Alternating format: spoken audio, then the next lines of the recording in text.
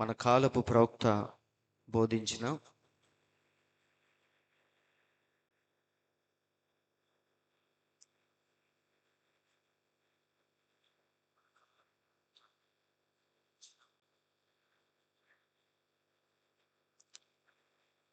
ఒక ప్రాముఖ్యమైన అంశం, పరలోక పెండ్లి కుమారుడు మరియు భూలోక పెండ్లి కుమార్తె యొక్క భవిష్య గృహము.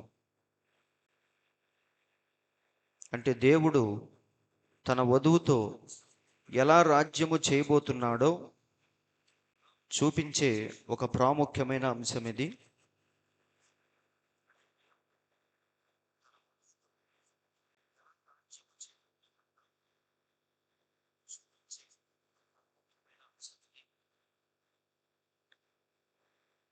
మరి ఇక్కడి నుంచి మైక్ సెట్లు లింగంగుంట తీసుకెళ్లకుండా ఉన్నా బాగుండేది.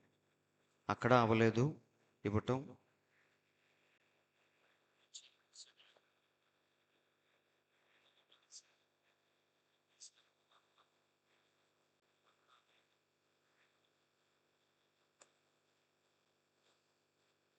సరే, ఎలాగో అలా కానీ చేద్దాం. మరి ఇప్పటికే చాలా సమయం ముందుకు సాగింది. మరి పోయిన వారం మనం ఒక ప్రాముఖ్యమైన అంశం గురించి మాట్లాడుకున్నాం. దేవుడు ఎవరూ లేనప్పుడు సమీపింపరాని తేజస్సులో మన దేవుడు ఉన్నప్పుడు మనందరం ఎక్కడున్నామంటే ఆయన ఆలోచనలో ఉన్నాం. అవునా? ఆల్రెడీ నేను చెప్పాను, ఆయన ఆలోచనలో మనందరం ఉన్నాం. కాబట్టి దేవుడు మరి భూమి మీదకి ఒక్కొక్కరిని పంపిస్తూ ఉన్నప్పుడు ఆది కాండములో ఏం జరిగిందంటే ఆయన తన పిల్లలందరినీ పోగొట్టుకున్నాడు. దుష్టుడి చేతికి మనందరం దొరికిపోయాం. అందుకని దేవుడు ఏం చేశాడంటే, ఎప్పుడైతే అవ్వ ఆదాము పాపము చేసి దేవుడు అనుగ్రహించు మహిమ నుండి ఎప్పుడైతే వారు తప్పిపోయారో, నిత్యత్వము నుండి కాలం అనే ఊబిలో ఎప్పుడైతే పడిపోయారో, అప్పుడు మహా గొప్ప దేవుడు ఏం చేశాడంటే, పడిపోయిన తన పిల్లలందరినీ తిరిగి మళ్ళీ ఆయన యొద్దకు రప్పించుకోవడానికి ఒక గొప్ప విమోచన ప్రణాళికను ఆయన సిద్ధం చేశాడు. పోయిన వారం నేను చెప్పాను, ఎవరెవరినైతే దేవుడు పోగొట్టుకున్నాడో వారందరినీ తిరిగి ఆయన సంపాదించుకునే పనిలో ఉన్నాడు. అవునా? అందుకే ప్రతి ఒక్కరిని ఆయనే వెతుక్కుంటూ వచ్చాడు. ఇక్కడ మనం చూస్తే శానదయం పట్టిన వాడి దగ్గరికి దేవుడే స్వయంగా వచ్చాడు. వాడు దేవుని దగ్గరికి వెళ్ళలేదు, కానీ దేవుడే గెరాసేనుల ప్రాంతము దగ్గరికి వచ్చి వాడిని స్వస్థపరిచి మళ్ళీ దేవుడు తిరిగి వెళ్ళిపోయాడు.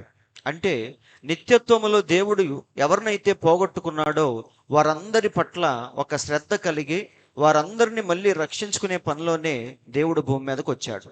అవునా? కాబట్టి అలాగే ఆ రోజు శానదయం పట్టిన వాడిని రక్షించిన దేవుడే ఇప్పుడు మనల్ని కూడా రక్షిస్తూ ఉన్నాడు.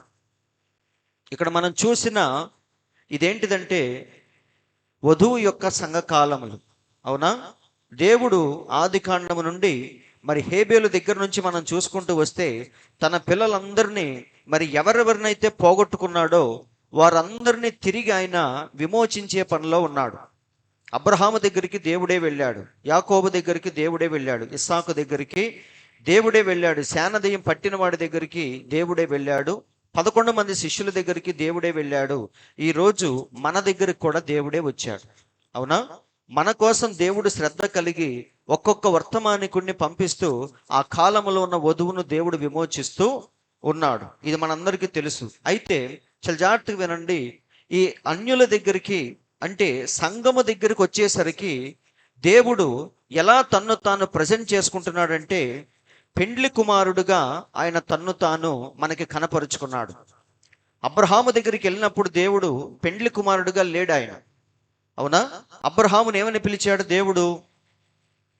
స్నేహితుడా అని పిలిచాడు. బైబిల్లో చాలా చక్కగా ఉంది. కానీ మన దగ్గరకు వచ్చేసరికి, సంఘము దగ్గరకు వచ్చేసరికి దేవుడు తన్ను తాను ఎలా చూపించుకుంటున్నాడంటే పెండ్లి కుమారుడుగా చూపించుకుంటున్నాడు. అవునా? బైబిల్లో చాలా చక్కగా ఉంది. ఏమనంటే 10 మంది కన్యకలు కునికి నిద్రించేటప్పుడు అర్ధరాత్రి వేళ ఒక కేక వినపడింది. ఏంటది? అర్ధరాత్రి వేళ ఇదిగో పెండ్లి కుమారుడు అతనిని ఎదుర్కొన రండి అను ఒక కేక వినపడెను. కాబట్టి దేవుడు తన్ను తాను పెండ్లి కుమారుడుగా పోల్చి మనకి ఆయన తన్ను తాను అలా చూపించుకుంటున్నాడు పెండ్లి కుమారుడుగా. ఇప్పుడు మన దేవుడు పెండ్లి కుమారుడైతే ఖచ్చితంగా పెండ్లి కుమార్తె కూడా ఉండాలి. అవునా? పెండ్లి కుమార్తె లేకుండా పెండ్లి కుమారుడు ఒక్కడే ఏం చేసుకుంటాడు మండపంలో కూర్చొని? అవునా? కాబట్టి అక్కడ ఎవరి కోసం ఎదురు చూస్తామంటే, మనం ముందు పెండ్లి కుమారుడు వచ్చి కూర్చుంటాడు మండపంలో, తర్వాత మనందరం పెండ్లి కుమార్తె ఎక్కడుందని చెప్పేసి వెతుకుతూ ఉంటాం. సో మన దేవుడు ఇక్కడ పెండ్లి కుమారుడుగా తన్ను తాను చూపించుకున్నాడంటే పెండ్లి కుమార్తె కూడా ఎక్కడో ఉన్నది. బైబిల్లో చక్కగా రాయబడింది ప్రకటన గ్రంథంలో. ఒకసారి చూద్దాం. ఆత్మయు పెండ్లి కుమార్తెయు రమ్ము అని చెప్పుచున్నారు. కాబట్టి ఇక్కడ ఎవరు కనిపిస్తున్నారు మనకి? ఇందాక మనం చదివిన వాక్యములో పెండ్లి కుమారుడు కనిపించాడు. ఆ పెండ్లి కుమారుడు ఎవరో కాదు కానీ మన ప్రభువైన యేసుక్రీస్తు. ఆయన పెండ్లి కుమారుడైతే పెండ్లి కుమార్తె కూడా ఎవరో ఉన్నారు. అవునా? ఈ వాక్యం అర్థం అదే కదా. కాబట్టి ఆ పెండ్లి కుమార్తె ఎవరై ఉంటారు మీరు చెప్పండి? సంఘమే ఆ పెండ్లి కుమార్తె. ఇంకా డీప్గా చెప్పాలంటే సంఘము కాదు కానీ ఈ సంఘములో నుంచి దేవుడు మరొక చిన్న గుంపును ప్రత్యేకించాడు.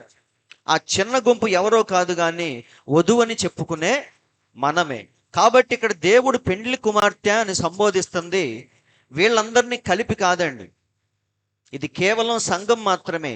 అయితే ఈ సంఘములో నుంచి దేవుడు ఏం చేశాడంటే మరొక చిన్న గుంపును ఆయన ప్రత్యేకించాడు. ఆ చిన్న గుంపుని దేవుడు ఏమంటున్నాడంటే వధువు అంటున్నాడు, పెండ్లి కుమార్తె అంటున్నాడు. అవునా? కాబట్టి మనం పరమగీతంలో చూస్తే ఆ యొక్క పదాలన్నీ కూడా దేవుడు ఎవరి కోసం వాడాడు? షారోను పొలములో పూసిన పద్మము అంటున్నాడు. అవునా? పావురపు స్వరం అంటున్నాడు. పిట్టలు కోలాహలము చేయుచుండగా పావుర స్వరము వినబడుచున్నది అన్నాడు. ఆ పావురం ఎవరు? వధువని చెప్పుకునే మనదే. కాబట్టి సహోదరులారా, అనాది కాలము నుండి, ఆది కాండము నుండి దేవుడు ఎవరెవరినైతే నిత్యత్వములో ఆయన కలిగి ఉన్నాడో, ఎవరెవరినైతే కోల్పోయాడో వారందరినీ ఒక్కొక్కరిని విమోచించుకుంటూ వస్తున్నాడు ఆయన. అవునా? పోయిన వారం మనం చూసాం, అబ్రహాము కానీ మన పితరులందరినీ కూడా దేవుడే వెతుక్కుంటూ వచ్చాడు. ఇప్పుడు అంత్యకాలంలో దేవుడు ఎక్కడికి వచ్చాడంటే వధువు అని చెప్పుకునే మన దగ్గరకు వచ్చి మనల్ని విమోచించే పనిలో ఉన్నాడు. అయితే మన దగ్గరకు వచ్చేసరికి దేవుడు ఎలా కనపడుతున్నాడంటే పెండ్లి కుమారుడుగా కనపడుతున్నాడు. అంటే ఇండైరెక్ట్గా మనల్ని దేవుడు పెండ్లి కుమార్తెతో పోల్చి మాట్లాడుతూ ఉన్నాడు. అందరూ ఆలోచిస్తున్నారండి, ఎందుకు దేవుడు మనల్ని పెండ్లి కుమార్తె అంటున్నాడంటే ఆ బంధములో ఏదో ప్రత్యేకత దాగి ఉంది. భార్యాభర్తల సంబంధములో ఏదో తెలియని ప్రత్యేకత. ఏంటి ఆ ప్రత్యేకత అంటే ఎవ్వరికి ఇవ్వని హోదాను భార్యకు మాత్రమే మనం ఇస్తాం. అవునా? అందుకే దేవుడు ఏమన్నాడు? పురుషుడు తన తల్లిని తండ్రిని విడిచి తన భార్యను హత్తుకొనును, వారిరువురు ఏక శరీరమై ఉంటారు, ఈ మర్మము గొప్పది అన్నాడు. కాబట్టి వారిద్దరి మధ్య ఉన్న బంధం వేరే ఎవరి మధ్య ఉండదు. స్నేహితుల మధ్య కానీ, అవునా కాదా, ఎన్నో బంధాలు ఉండొచ్చు, కానీ వీరిద్దరి మధ్య ఉన్న బంధం చాలా ప్రత్యేకమైనది. కాబట్టి దేవుడు మనకిచ్చిన స్థానము ఎలాంటిది? తనతో సమానమైన హోదాని ఇచ్చాడు. చెప్పాలంటే మనం చాలా అదృష్టవంతులు అండి. అబ్రహాము కంటే మనం చాలా లక్కీ. ఎందుకో తెలుసా? అబ్రహాముతో దేవుడు ఏమన్నాడు? స్నేహితుడని పిలిచాడు. అవునా? ఈ మాట స్వయంగా దేవుడే అన్నాడు. కావాలంటే ఒకసారి చూద్దాం. యెషయా గ్రంథం 41:8 దేవుడే చెప్పుకుంటున్నాడు, నా సేవకుడవైన ఇశ్రాయేలు, నేను ఏర్పరచుకున్న యాకోబు, నా స్నేహితుడైన అబ్రహాము సంతానమా. అంటే దేవుడు అబ్రహాముని ఏమని పిలిచాడు? స్నేహితుడని పిలిచాడు. అది కూడా ఒక బంధమే, అవునా కాదా? కానీ దాన్ని మించిన ఇంకా పవిత్రమైనది, అమూల్యమైనది ఏంటంటే భార్యకి ఇచ్చే స్థానం. అందరూ ఆలకిస్తున్నారండి. అందుకే వారు చేసుకునే ప్రమాణాలు ఎలా ఉంటాయి చెప్పండి? స్నేహితుల మధ్య ప్రమాణాలు అలా ఉండవు. కానీ పెళ్లిలో మనం ఏమని చేస్తాం? మరణము తప్ప నిన్ను నన్ను ఎడబాపునది ఏదీ లేదు, వ్యాధి అందును ఆరోగ్యం అందును బాధ అందును నీకే భార్యనై ఉందును అని చెప్పేసి ఆ ప్రమాణాల్లో ఏదో ప్రత్యేకత ఉంటుంది. అంటే చావైనా బతుకైనా ఇద్దరం కలిసే జీవించాలి అనేదే భార్యాభర్తల సంబంధం. అందుకే దేవుడు సంఘానికి ఇచ్చిన హోదా ఏంటంటే వధువు స్థానంలో పెట్టాడు దేవుడు. కాబట్టి మనం లక్కీయా కాదా? అందరు ఆలకిస్తున్నారండి. కాబట్టి అందుకే ఈ బంధం గురించి పౌలు కూడా చెప్తున్నాడు. ఒకసారి చూద్దాం. ఎఫెసీయులకు రాసిన పత్రిక 5:23. క్రీస్తు అంటే భార్యాభర్తల సంబంధం గురించి మాట్లాడుతూ, అలాగే దాన్ని సంఘానికి అలాగే దేవునికి పోల్చి మాట్లాడుతున్నాడు. క్రీస్తు సంఘమునకు శిరస్సై ఉన్నలాగున పురుషుడు భార్యకు శిరస్సై ఉన్నాడు. క్రీస్తే శరీరమునకు రక్షకుడై ఉన్నాడు. సంఘము క్రీస్తునకు లోబడినట్టుగా భార్యలు కూడా ప్రతి విషయంలోనూ తమ పురుషులకు లోబడవలెను. కాబట్టి ఈ బంధం చూడండి, ఎవరికి ఇవ్వని ప్రాముఖ్యత భర్త భార్యకి ఇస్తాడు. ఎవరికి లోబడనట్టుగా భార్య భర్తకు లోబడింది. అవునా? పుట్టింటికి వెళ్ళి వాళ్ళందరినీ ఇష్టం వచ్చినట్టుగా అదుపు చేసింది. కానీ భర్త దగ్గరికి వచ్చేసరికి ఎలా ఉంటుంది? నీ మాటే నా మాట అన్నట్టుగా ఉంటుంది. కాబట్టి ఎవరికి లోబడనట్టుగా స్త్రీ భర్తకు లోబడింది. ఎవరికి ఇవ్వనంత ప్రాధాన్యత పురుషుడు భార్యకు మాత్రమే ఇస్తాడు. అందుకే దేవుడు సంఘాన్ని తన వధువుతో, పెండ్లి కుమార్తెతో పోల్చుకుంటున్నాడు. అవునా? దేవుడు చక్కగా చెప్తున్నాడు, తన భార్యతో పోల్చాడు. ఎందుకంటే భార్య మాత్రమే భర్త యొక్క అడుగు జాడల్లో కరెక్ట్గా నడిచేది. కాబట్టి సహోదరులారా, దేవుడు మనకిచ్చిన స్థానము చాలా గొప్పది. వధువు సంఘం అని మనం చెప్పుకోవాలంటే చాలా గర్వపడాలి. అది చాలా మందికి హాస్యాస్పదంగా ఉండొచ్చు, వెటకారంగా ఉండొచ్చు వధువు సంఘం అంటే. కానీ అది చాలా అమూల్యమైన బంధం దేవుడు మనకిచ్చింది. అందరూ ఆలకిస్తున్నారు కదా? కాబట్టి ఈ బంధాన్ని దేవుడు ఆది కాండం నుండి మనకు చూపించుకుంటూ వచ్చాడు. పరిశుద్ధ గ్రంథంలో ఛాయాచిత్రాలుగా దేవుడు మనకు చూపించాడు. ఇక్కడ ఎస్తేరు ఎవరికి సాదృశ్యం? పాత నిబంధనలో ఎస్తేరు ఎవరికి సాదృశ్యం అంటే నేడు వధువని చెప్పుకునే మనకి సాదృశ్యముగా ఉంది. అవునా? ఆ కథ మనందరికీ తెలుసు. ఎస్తేరు రాజు దగ్గరికి వెళ్ళే ముందు ఎలా వెళ్ళింది? ఎలా పడితే అలా వెళ్ళలేదు. ముందు రాజుగారి మనసు ఏంటో తెలుసుకుందామె. ఎవరు చెప్పారు రాజుగారి మనసు ఎలాంటిదో? నువ్వు కూర్చొని ఆలోచిస్తే తెలియదు నీకు. రాజుగారి గురించి బాగా తెలిసిన ఆయన ఒక ఆయన ఉన్నాడు. ఎవరాయన? షండుడైన హేగే. అందుకే హేగే దగ్గరికి వెళ్ళి ఏమంది? నువ్వు పెట్టిన అలంకారము కాకుండా ఇంకా నాకేమీ వద్దు అంది. ఎందుకంటే రాజుగారి మనసు కరెక్ట్గా ఎరిగిన వాడవో నువ్వే అని చెప్పి షండుడైన హేగే ముందు అలా నిలబడింది. ఎప్పుడైతే హేగే పెట్టిన అలంకారము పెట్టుకుని రాజు దగ్గరికి వెళ్ళిందో అప్పుడు రాజుగారిని మెప్పించిందా లేదా? వెంటనే రాజుగారు కిరీటం పెట్టి రాణి అయిన వస్తీకి బదులుగా ఎస్తేరుని రాణిగా చేసుకున్నాడు. అందరూ ఆలకిస్తున్నారండి. కాబట్టి ఇక్కడ ఎస్తేరు కథ ఎవరికి సాదృశ్యం అంటే వధువు అని చెప్పుకునే మనకి సాదృశ్యం. దేవుడు అందుకే పాత నిబంధన అంతా కూడా కొత్త నిబంధనకి ఛాయ. అది మీరు గుర్తుపెట్టుకోవాలి. ఛాయా చిత్రాలుగా దేవుడు సాదృశ్యాలుగా ఇవన్నీ మనకు చూపిస్తూ వచ్చాడు. అలాగే ఇంకొక చక్కని ఉదాహరణ మనందరికీ తెలుసు, రూతు ఎవరికి సాదృశ్యం?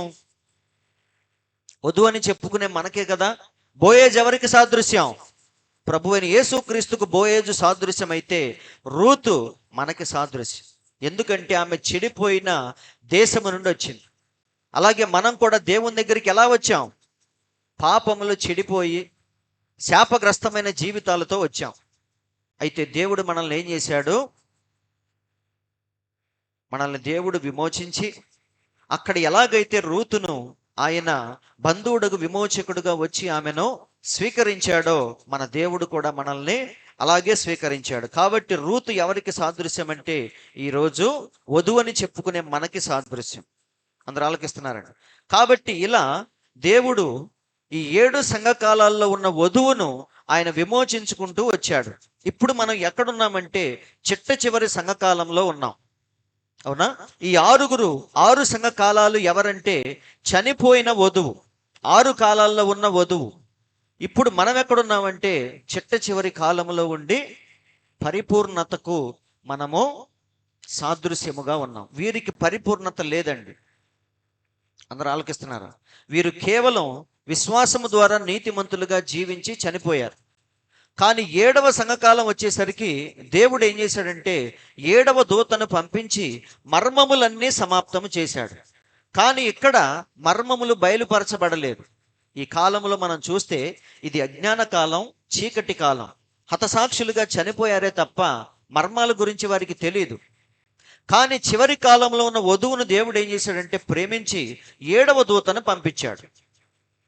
ఏంటి ఆయనలో ఉన్న ప్రత్యేకత అంటే, ఆయన పలికే దినాల్లో ఏమైంది, అతడు బోర ఊదబోచుండగా దేవుడు తన దాసులకు ప్రవక్తలకు తెలిపిన సువార్త ప్రకారము ఆది కాండము నుండి ఏ ఏ విషయాలైతే మరుగులో దాచబడినాయో అవన్నీ కూడా బయలుపరచాల్సింది ఎవరంటే 7వ దూత. కాబట్టి 7వ సంఘకాలంలో ఉన్న మనము చాలా అదృష్టవంతులు. ఎందుకంటే అదంతా అజ్ఞానమైన కాలం అండి. వారికి బైబిల్ అయితే ఉంది కానీ మర్మాలు వారికి తెలియదు. అవునా? కేవలం వారు ప్రార్థన చేసుకొని విశ్వాసము ద్వారా నీతిమంతులుగా జీవించి హతసాక్షులుగా చనిపోయారు, దేవుని సన్నిధికి వెళ్ళిపోయారు. కానీ చిట్ట చివరి కాలంలో ఉన్న మనకి దేవుడు ఏం చేశాడంటే ప్రతి విషయాన్ని మన ముందు బట్టబయలు చేస్తూ ఉన్నాడు. అందరూ ఆలకిస్తున్నారు కదా? కాబట్టి ఇదంతా దీని ద్వారా మనకి ఏం తెలుస్తుందంటే దేవుని యొక్క విమోచన పథకం ఏంటో, ఆయన ప్లాన్ ఏంటో ఈరోజు మనకు తెలుస్తుంది. అవునా కాదా? ప్రవక్త వచ్చిన తర్వాతే దేవుని యొక్క అసలు ప్లాన్ ఏంటో మనకు అర్థమైంది.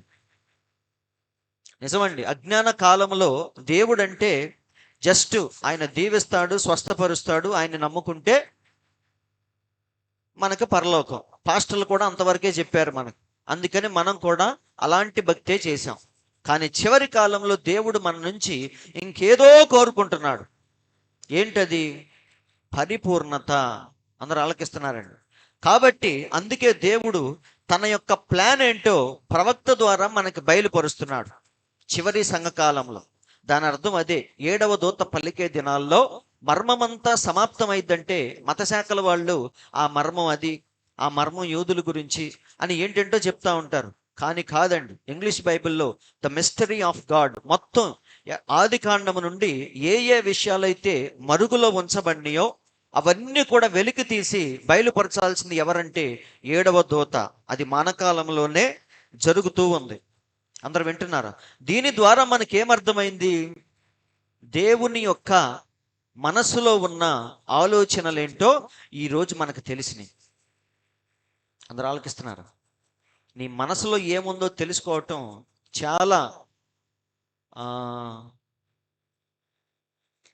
చాలా ఆనందాన్ని ఇచ్చింది తెలుసా? అందరు వింటున్నారండి?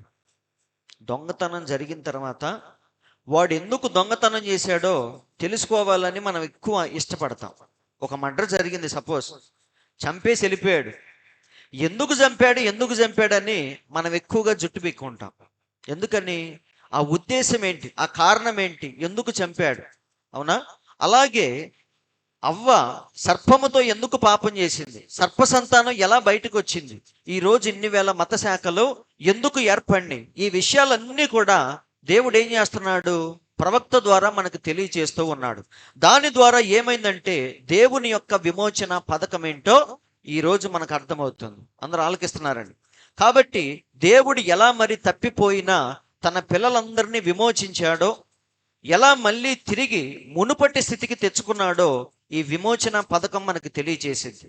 కాబట్టి క్లుప్తంగా మరి ఆల్రెడీ మనం విన్న విషయాలే. ఇదంతా కూడా ఫస్ట్ పార్ట్, అంటే ఉపోద్ఘాతం లాగా దేవుడు మనము కలిసి జీవించే ఆ భవిష్య గృహం గురించి తెలుసుకోవాలంటే ముందు అసలు దేవుడు ఎలా మానవ జాతిని విమోచించాడో ముందు మనం తెలుసుకోవాలి. సో మనందరం కూడా తప్పిపోయాం. ఎలా దేవుడు విమోచించాడో తెలుసుకోవాలంటే ముందు అసలు దేవుడు ఎలా మనల్ని కలుగజేశాడో తెలుసుకోవాలి. అంటే ఆరంభంలోనికి మనం ఒక్కసారి వెళదాం.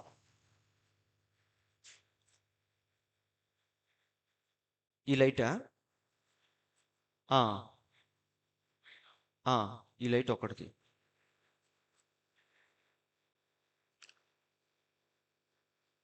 కాబట్టి దేవుడు ఆది కాండములో 1వ అధ్యాయము 26వ వచనాన్ని మనం చూస్తే దేవుడు చెప్పిన మాట ఏంటి ఒకసారి చూద్దాం. ఆది కాండము 1:27. దేవుడు తన స్వరూపమందు నరుని సృజించెను. సో ఇక్కడ మీరు చూడండి, ఈ ఆదాము అవ్వల్ని దేవుడు సృజించాడు. దేవుడు ఎలాగైతే వెలుగు కలుగునుగాక అని పలికి వెలుగును సృజించాడో, దేవుడు ఎలాగైతే ఈ సూర్య చంద్ర నక్షత్రాలను జలచరాలను అన్నిటినీ కలుగజేశాడో, సేమ్ అలాగే పలుకబడిన వాక్యము ద్వారా ఆదామును అవ్వను తన పోలికలో తన స్వరూపములో సృజించాడు, నిర్మించలేదండి. అవునా? సృష్టి అంటే ఎలా జరిగిద్ది? పలుకబడిన వాక్యముతో జరిగింది. ఎలా సృష్టించాడు? తన పోలికలో తన స్వరూపములో. ఏంటి దేవుని యొక్క స్వరూపం చెప్పండి? మిమ్మల్ని అడుగుతున్నాను, చెప్పండి. దేవుని పోలిక అంటే ఏంటి? దేవుని పోలిక అంటే ఏదో కాదు కానీ ఆత్మే. అవునా? దేవుడు ఆత్మ గనుక ఆయనను ఆరాధించువారు ఆత్మతో సత్యముతో ఆరాధించాలని దేవుడే చెప్పాడు. కాబట్టి దేవుడు ఏ పోలికలో ఉన్నాడో సేమ్ అదే పోలికలో నరులను సృజించాడు ఆయన. అందరు వింటున్నారండి? ఇది ఎక్కడ? ఆదికాండం 1:27. అయితే 2వ అధ్యాయంలోనికి మనం వచ్చేసరికి నరుడు లేడని రాయబడింది అక్కడ. ఒకసారి చూద్దాం. ఆదికాండం 2:5లో, అది వరకు పొలమందలి ఏ పొదయు భూమి మీద ఉండలేదు, పొలమందలి ఏ చెట్టును మొలవలేదు, ఏలయనగా దేవుడైన యెహోవా భూమి మీద వాన కురిపించలేదు, నేలను సేద్యపరచుటకు నరుడు లేడు. అందరికి అర్థమైందా? మరి 1:27లో దేవుడు తన స్వరూపమందు తన పోలికలో నరులను సృజించాడు. కానీ 2వ అధ్యాయంలో నరుడు లేడని రాయబడింది. దాని అర్థం ఏంటి?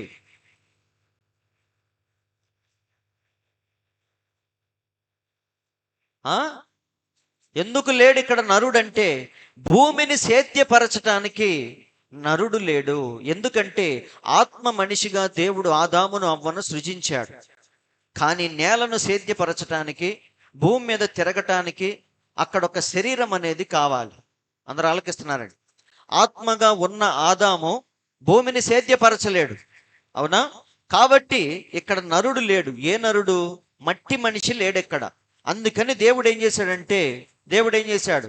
భూమిలో నుంచి మట్టి తీసుకొని సేమ్ ఆదాము ఎలాగైతే ఉన్నాడో అలాగే దీన్ని తయారు చేసి అప్పుడు ఈ ఆత్మను దేవుడు ఏం చేశాడంటే ఇందులోకి పంపించాడు. ఎప్పుడైతే రెండిటిని జత చేశాడో అప్పుడు మనిషి ఏమయ్యాడంటే జీవాత్మగా మారిపోయాడు. అవునా? బైబిల్లో చాలా క్లియర్గా ఉంది. దేవుడు ఎప్పుడైతే జీవాత్మను ఊదాడో నరుడు జీవాత్మయను అని రాయబడింది. ఇప్పుడు మనలో ఎన్ని భాగాలు ఉన్నాయి చెప్పండి? చాలా క్లియర్గా ఉంది. 2 భాగాలు ఉన్నాయి మనలో. ఒకటేమో ఆత్మ, రెండవదేమో మట్టి నుండి తీయబడిన ఈ శరీరం. అదే పౌలు కూడా చెప్తున్నాడు కొరింథీయులకు రాసిన పత్రికలో. ఒకసారి చూద్దాం. మొదటి మనుష్యుడు భూసంబంధి అయి మట్టి నుండి పుట్టినవాడు, మొదటి మనుష్యుడు. రెండవ మనుష్యుడు పరలోకము నుండి వచ్చినవాడు. వింటున్నారండి? కానీ నన్ను చూస్తే ఇద్దరుగా కనపడతానా, ఒక్కడిగా కనపడతానా? ఒక్కడిగానే కనపడతాను. కానీ నాలో ఎన్ని భాగాలు ఉన్నాయి? 2 భాగాలు ఉన్నాయి. ఒకటేమో మట్టి నుంచి తీయబడిన శరీరం, ఒకటేమో ఈ మట్టిని నడిపించే లోపల ఇంకొక మనిషి అని పౌలు చాలా స్పష్టంగా చెప్తున్నాడు. అందరూ ఆలకిస్తున్నారండి? కాబట్టి ఇప్పుడు మొదటి మనుష్యుడు ఎక్కడి నుంచి వచ్చాడంటే భూసంబంధమైన మట్టి నుండి పుట్టాడు. మట్టి నుండి వచ్చాడు కాబట్టి వాడిలో, చాలా జాగ్రత్తగా చూడండి, దేవుడు ఈ ప్రపంచానికి తగినట్టుగా ఈ మట్టిని తయారు చేశాడు. ఇది మట్టిలో నుంచి వచ్చింది కాబట్టి మట్టిలో నుంచి వచ్చిన ఆహారాన్నే మనం తినాలి. అవునా? వజ్ర వైడూర్యాలు అవన్నీ మనం కలుపుకొని ప్లేట్లో తిన్నాం అనుకో, ఎలా ఉంటుంది? ఇనుము, స్టీలు వీటన్నిటిని ఆకలేస్తుందని తిన్నాం అనుకో చచ్చి ఊరుకుంటాం. అవునా? ఎందుకంటే దేవుడి శరీరాన్ని అలా నిర్మించాడు. మట్టిలో నుంచి మనం వచ్చాం కాబట్టి మట్టి ద్వారానే మనం పోషించబడాలి. అవునా? కాబట్టి ఈ శరీరానికి దేవుడు ఏం చేశాడంటే ఈ భూసంబంధమైన స్పందనలు, భూసంబంధమైన ఆకలి దప్పికలు, భూసంబంధమైన ఆలోచనలు ఇవన్నీ కూడా ఈ మట్టికి సంబంధించినవి. అందరూ ఆలకిస్తున్నారండి? కాబట్టి భూసంబంధమైన స్పందనలు ఏంటి? కాసేపు గట్టిగా చలేసిందనుకో, చల్లగా ఉందనుకో, మన శరీరం ఏం చేస్తాం? మనం తెలియకుండానే ముడుచుకుంటామా లేదా? అంటే మన శరీరం ఏం చేస్తుంది? ఈ ప్రకృతికి స్పందిస్తా ఉంది. ఎవరు చెప్పరు ముడుచుకో అని. తెలియకుండానే మన శరీరం ఏం చేసిద్ది? ముడుచుకుంటుంది. ఒకవేళ బాగా ఎండగాస్తుంటే మనకు తెలియకుండానే ఏం చేస్తాం? అవునా? ఇవన్నీ ఏంటి? మన శరీరానికి దేవుడు పెట్టిన సిస్టమ్. అది ఆటోమేటిక్గా ఈ ప్రకృతికి మన శరీరం అలా స్పందిస్తూ ఉంటుంది. ఆకలి దప్పికలు ఇవన్నీ కూడా ఈ మట్టికి సంబంధించిన విషయాలు ఇవన్నీ కూడా అందరూ ఆలకిస్తున్నారు. సో అలాగే మనం ఆలోచిస్తే ఆత్మకు సంబంధించిన ఆకలి దప్పికలు కూడా దేవుడు పెట్టాడు. అందుకే దేవుడు ఏమన్నాడు, నీతి కొరకు ఆకలి దప్పులు గలవారు ధన్యులు, వారు తృప్తిపరచబడుదురు అని చెప్పాడా చెప్పలేదా? కాబట్టి ఇప్పుడు మనకు చలేసినప్పుడు, చల్లగా ఉన్నప్పుడు మన శరీరం స్పందించిద్ది కానీ ఆత్మ ఏమీ స్పందించదు. ఎందుకంటే ఆత్మకు తెలియదు ఎండగా ఉందా వేడిగా ఉందా అని, దానికి తెలియదు, అది స్పందించదు. వింటున్నారండి? శరీరం మాత్రమే స్పందించింది.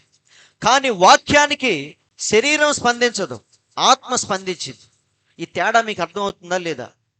ప్రకృతి సంబంధమైన వాటికేమో నీ శరీరం స్పందించింది, ఆత్మ సంబంధమైన విషయాలకేమో నీ లోపల ఉన్న ఆత్మ స్పందించింది. ఇక్కడ దేవుడు నిలబడి వాక్యముతో నిన్ను గద్దించేటప్పుడు నీ శరీరం అలసిపోవచ్చు, నిద్రపోవచ్చు, కానీ లోపల ఆత్మ మాత్రం నిన్ను గద్దిస్తూ ఉంటుంది. వాక్యం చెప్తూ ఉన్నప్పుడు నీకు లోపల భయం వేస్తూ ఉంటుంది. అందరూ వింటున్నారండి? నువ్వు ఏదైనా బాధలో ఉన్నప్పుడు వాక్యం నిన్ను ఓదారుస్తూ ఉంటుంది. ఇవన్నీ దేనికి? శరీరానికి కాదండి, లోపల ఉన్న ఆత్మకి. కాబట్టి దేవుడు ఏం చేశాడంటే ఇదే మనిషిలో రెండు భాగాలు పెట్టాడు. ఒకటేంటంటే మట్టి శరీరం, దానికి ఉండే స్పందనలు, ఆలోచనలు, ఆకలి దప్పికలు, మరణం, అదంతా వేరు. ఆత్మకుండే ఆకలి దప్పికలు, స్పందనలు, దానికి కూడా రెండవ మరణం ఉంది.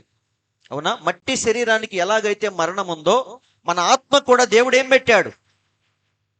ఈ రెండవ మరణం అంటే ఏంటి చెప్పండి? ఏంటది? మండుచున్న అగ్నిగుండమే రెండవ మరణం అని బైబిల్లో ఉంది. కాబట్టి ఈ రెండు సపరేట్గా ఉంటాయి. కానీ రెండింటిని దేవుడు ఏం చేశాడంటే ఒకే దాంట్లో ఇరికించి ఈ భూమి మీద మనల్ని తిప్పుతూ ఉన్నాడు. దీనివల్ల ఏమైందంటే చాలా జాగ్రత్తగా చూడండి, ఈ రెండు భాగాలు ఇలా ఉన్నాయి కదా. దేవుడు పెట్టిన నియమం ఏంటంటే ఈ ఆత్మ ద్వారా శరీరాన్ని మనం అదుపులో ఉంచుకొని దీని చేత కొన్ని పనులు చేయించాలి. దేని ద్వారా? ఆత్మ ద్వారా. దేవుడు ఏమన్నాడు? శరీరము కేవలము నిష్ప్రయోజనము, ఆత్మయే జీవింపచేయుచున్నది. కాబట్టి ఈ ఆత్మతో మనం ఏం చేయాలి? శరీరాన్ని లోపరుచుకోవాలి. వింటున్నారు లేదా? ఇప్పుడు చర్చికి రావాలి, చిలకలూరుపేట నుంచి రావాలి. ఎలా వస్తావు నువ్వు? శరీరముతోనే రావాలి. ఆటో తోలాలంటే ఏముండాలి? శరీరం ఉండాలి. బస్సు ఎక్కాలంటే ఏముండాలి? శరీరాన్ని పక్కన పడేసి నీ ఆత్మ ఒక్కటే ఆటో తోలుకుంటా వచ్చేది. కాబట్టి నువ్వు అక్కడి నుంచి బస్సు ఎక్కి ఆటో ఎక్కి నువ్వు రావాలంటే నీ శరీరాన్ని నువ్వేం చేయాలి? లోపరచాలి. ఈరోజు చర్చికి వెళ్ళాలి, దేవుణ్ణి దర్శించాలి అని చెప్పి నువ్వు ఈ శరీరాన్ని లొంగదీసి, ఇష్టం లేకపోయినా సరే, మోకాళ్ళ నొప్పులు వస్తున్నా సరే, అలిసిపోయినా సరే, మనం ఏం చేయాలి? ఆత్మ చేత శరీరాన్ని లోపరుచుకుంటూ. అందుకే యేసయ్య భూమి మీద ఉన్నప్పుడు చక్కని మాట చెప్పాడు. ఏమని? బలియు అర్పణయు నీవు కోరలేదు కానీ నాకొక శరీరమును అమర్చావు అంటున్నాడు. అవునా కాదా? దేవుడు అలాగే భూమి మీదకి వచ్చి శిలువ మరణం పొందాలంటే అవ్వదు, కొరడా దెబ్బలు తినాలంటే అవ్వదు, ముళ్ళ కిరీటం పెట్టించుకోవాలంటే అవ్వదు. అందుకే దేవుడు ఏం చేశాడంటే ఒక శరీరాన్ని వాడుకొని ఆ శరీరంలో మనకు సంబంధించిన ప్రాయశ్చిత్తాన్ని అందులో జరిగించాడు. అవునా కాదా? ఇప్పుడు ముళ్ళ కిరీటం పెట్టాలంటే ఎవరికి పెడతాం మనం? శరీరానికే పెడతాం, ఆత్మకు పెట్టలేం కదా. కానీ దేవుడు అంటే ఏంటి? ఆత్మ. అవునా కాదా? ఈ ఆత్మ ఏం చేసింది? పాప శరీరాన్ని ఒకటి తీసుకొని భూమి మీదకి వచ్చింది. ఆ శరీరంలో మనం చెల్లించాల్సిన క్రయధనాన్ని మొత్తం దేవుడే చెల్లించేసి మనకి విమోచన కలుగజేశాడు. అవునా కాదా? కాబట్టి నేను చెప్పేది ఏంటంటే ఆది కాండంలో దేవుడు చెప్పిన మాట ఏంటంటే వారిద్దరిని కలుగజేసిన తర్వాత మీరు భూమిని నిండించండి, విస్తరించండి, దాన్ని లోపరుచుకోండి, దాన్ని పరిపాలించండి అని చెప్పాడు. అవునా? అంటే దాని అర్థం ఏంటి? ఆత్మ చేత ఈ శరీరాన్ని, ఈ సమస్త సృష్టిని మనం ఏం చేయాలి? లోపరుచుకోవాలి. అందరు వింటున్నారండి? దేవుడు ఆ శక్తిని ఇచ్చాడు. నిజంగా ఆది కాండంలో దేవుడు చెప్పిన మాట ఏంటి? చదవండి. దేవుడు వారిని ఆశీర్వదించెను, ఎట్లనగా మీరు ఫలించి అభివృద్ధి పొంది విస్తరించి భూమిని నిండించి దాన్ని లోపరుచుకోండి. వింటున్నారండి? సో దాని మీద మీ పెత్తనం ఉండాలి అని చెప్పాడు దేవుడు. దేని మీద? ఈ సృష్టి మీద, శరీరం మీద, అన్నిటి మీద మీదే అధికారం ఉండాలి అని చెప్పాడు. సముద్రపు చేపలను, ఆకాశ పక్షులను, భూమి మీద ప్రాకు ప్రతి జీవిని ఏలుడి, ఏలండి అని చెప్పాడు. అంటే పెత్తనం ఎవరిది? మన లోపల ఉన్న ఆత్మది. ఈ ఆత్మతో శరీరాన్ని మనం లోపరుచుకోవాలి. అందరూ ఆలోకిస్తున్నారండి. నిజంగానే వాళ్ళిద్దరు అలాగే ఉన్నారు. దేవుడు చెప్పినట్టుగానే అన్నిటినీ అదుపులో ఉంచారు. అందుకే ఆదాము పెట్టిన పేర్లే ఇప్పటికీ మనం పిలుస్తున్నాం. సింహం అని పెట్టింది ఎవరు? ఆదామే. పెట్టాలంటే సింహం ముందు ఆయన దగ్గరికి రావాలి. ఇప్పుడు మనం వెళ్తాం ఆ సింహం దగ్గరికి? వెళ్ళలేం. కానీ ఆదాము పిలిస్తే సింహం చక్కగా దగ్గరికి వచ్చింది. అప్పుడు దానికి సింహం అని పేరు పెట్టాడు. అందరూ ఆలకిస్తున్నారండి. ఇలా భూమి మీద ఉన్న ప్రతి దాని మీద ఆదాము అవ్వలకి అధికారం అనేది ఉంది.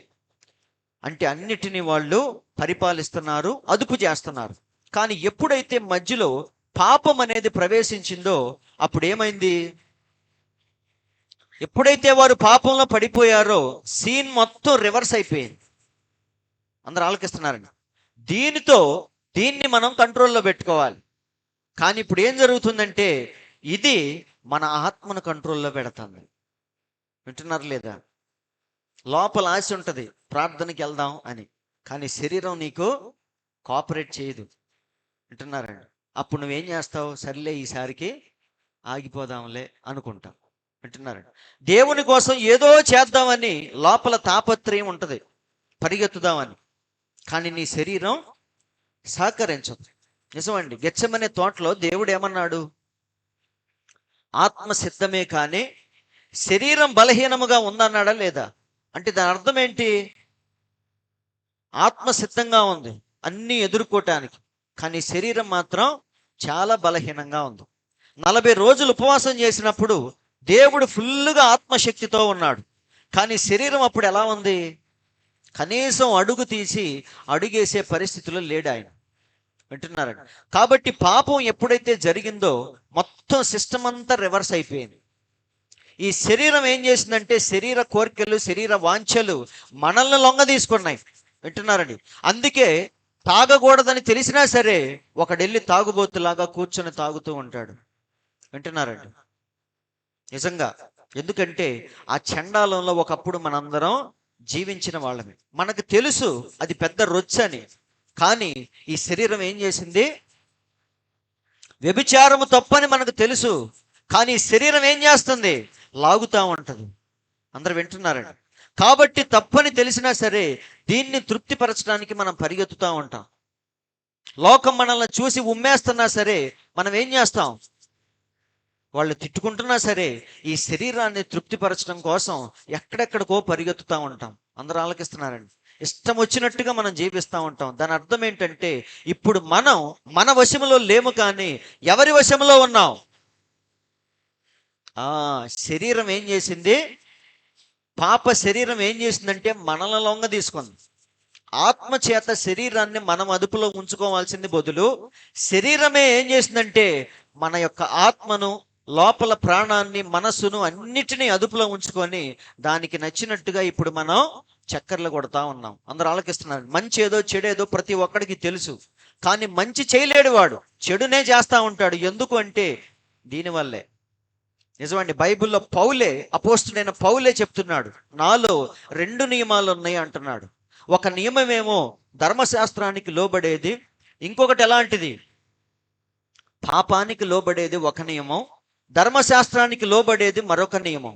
ఈ రెండిటికి లోపల ఎప్పుడు ఘర్షణ జరుగుతూనే ఉంటది అంటున్నాడు. కావాలంటే చదవండి.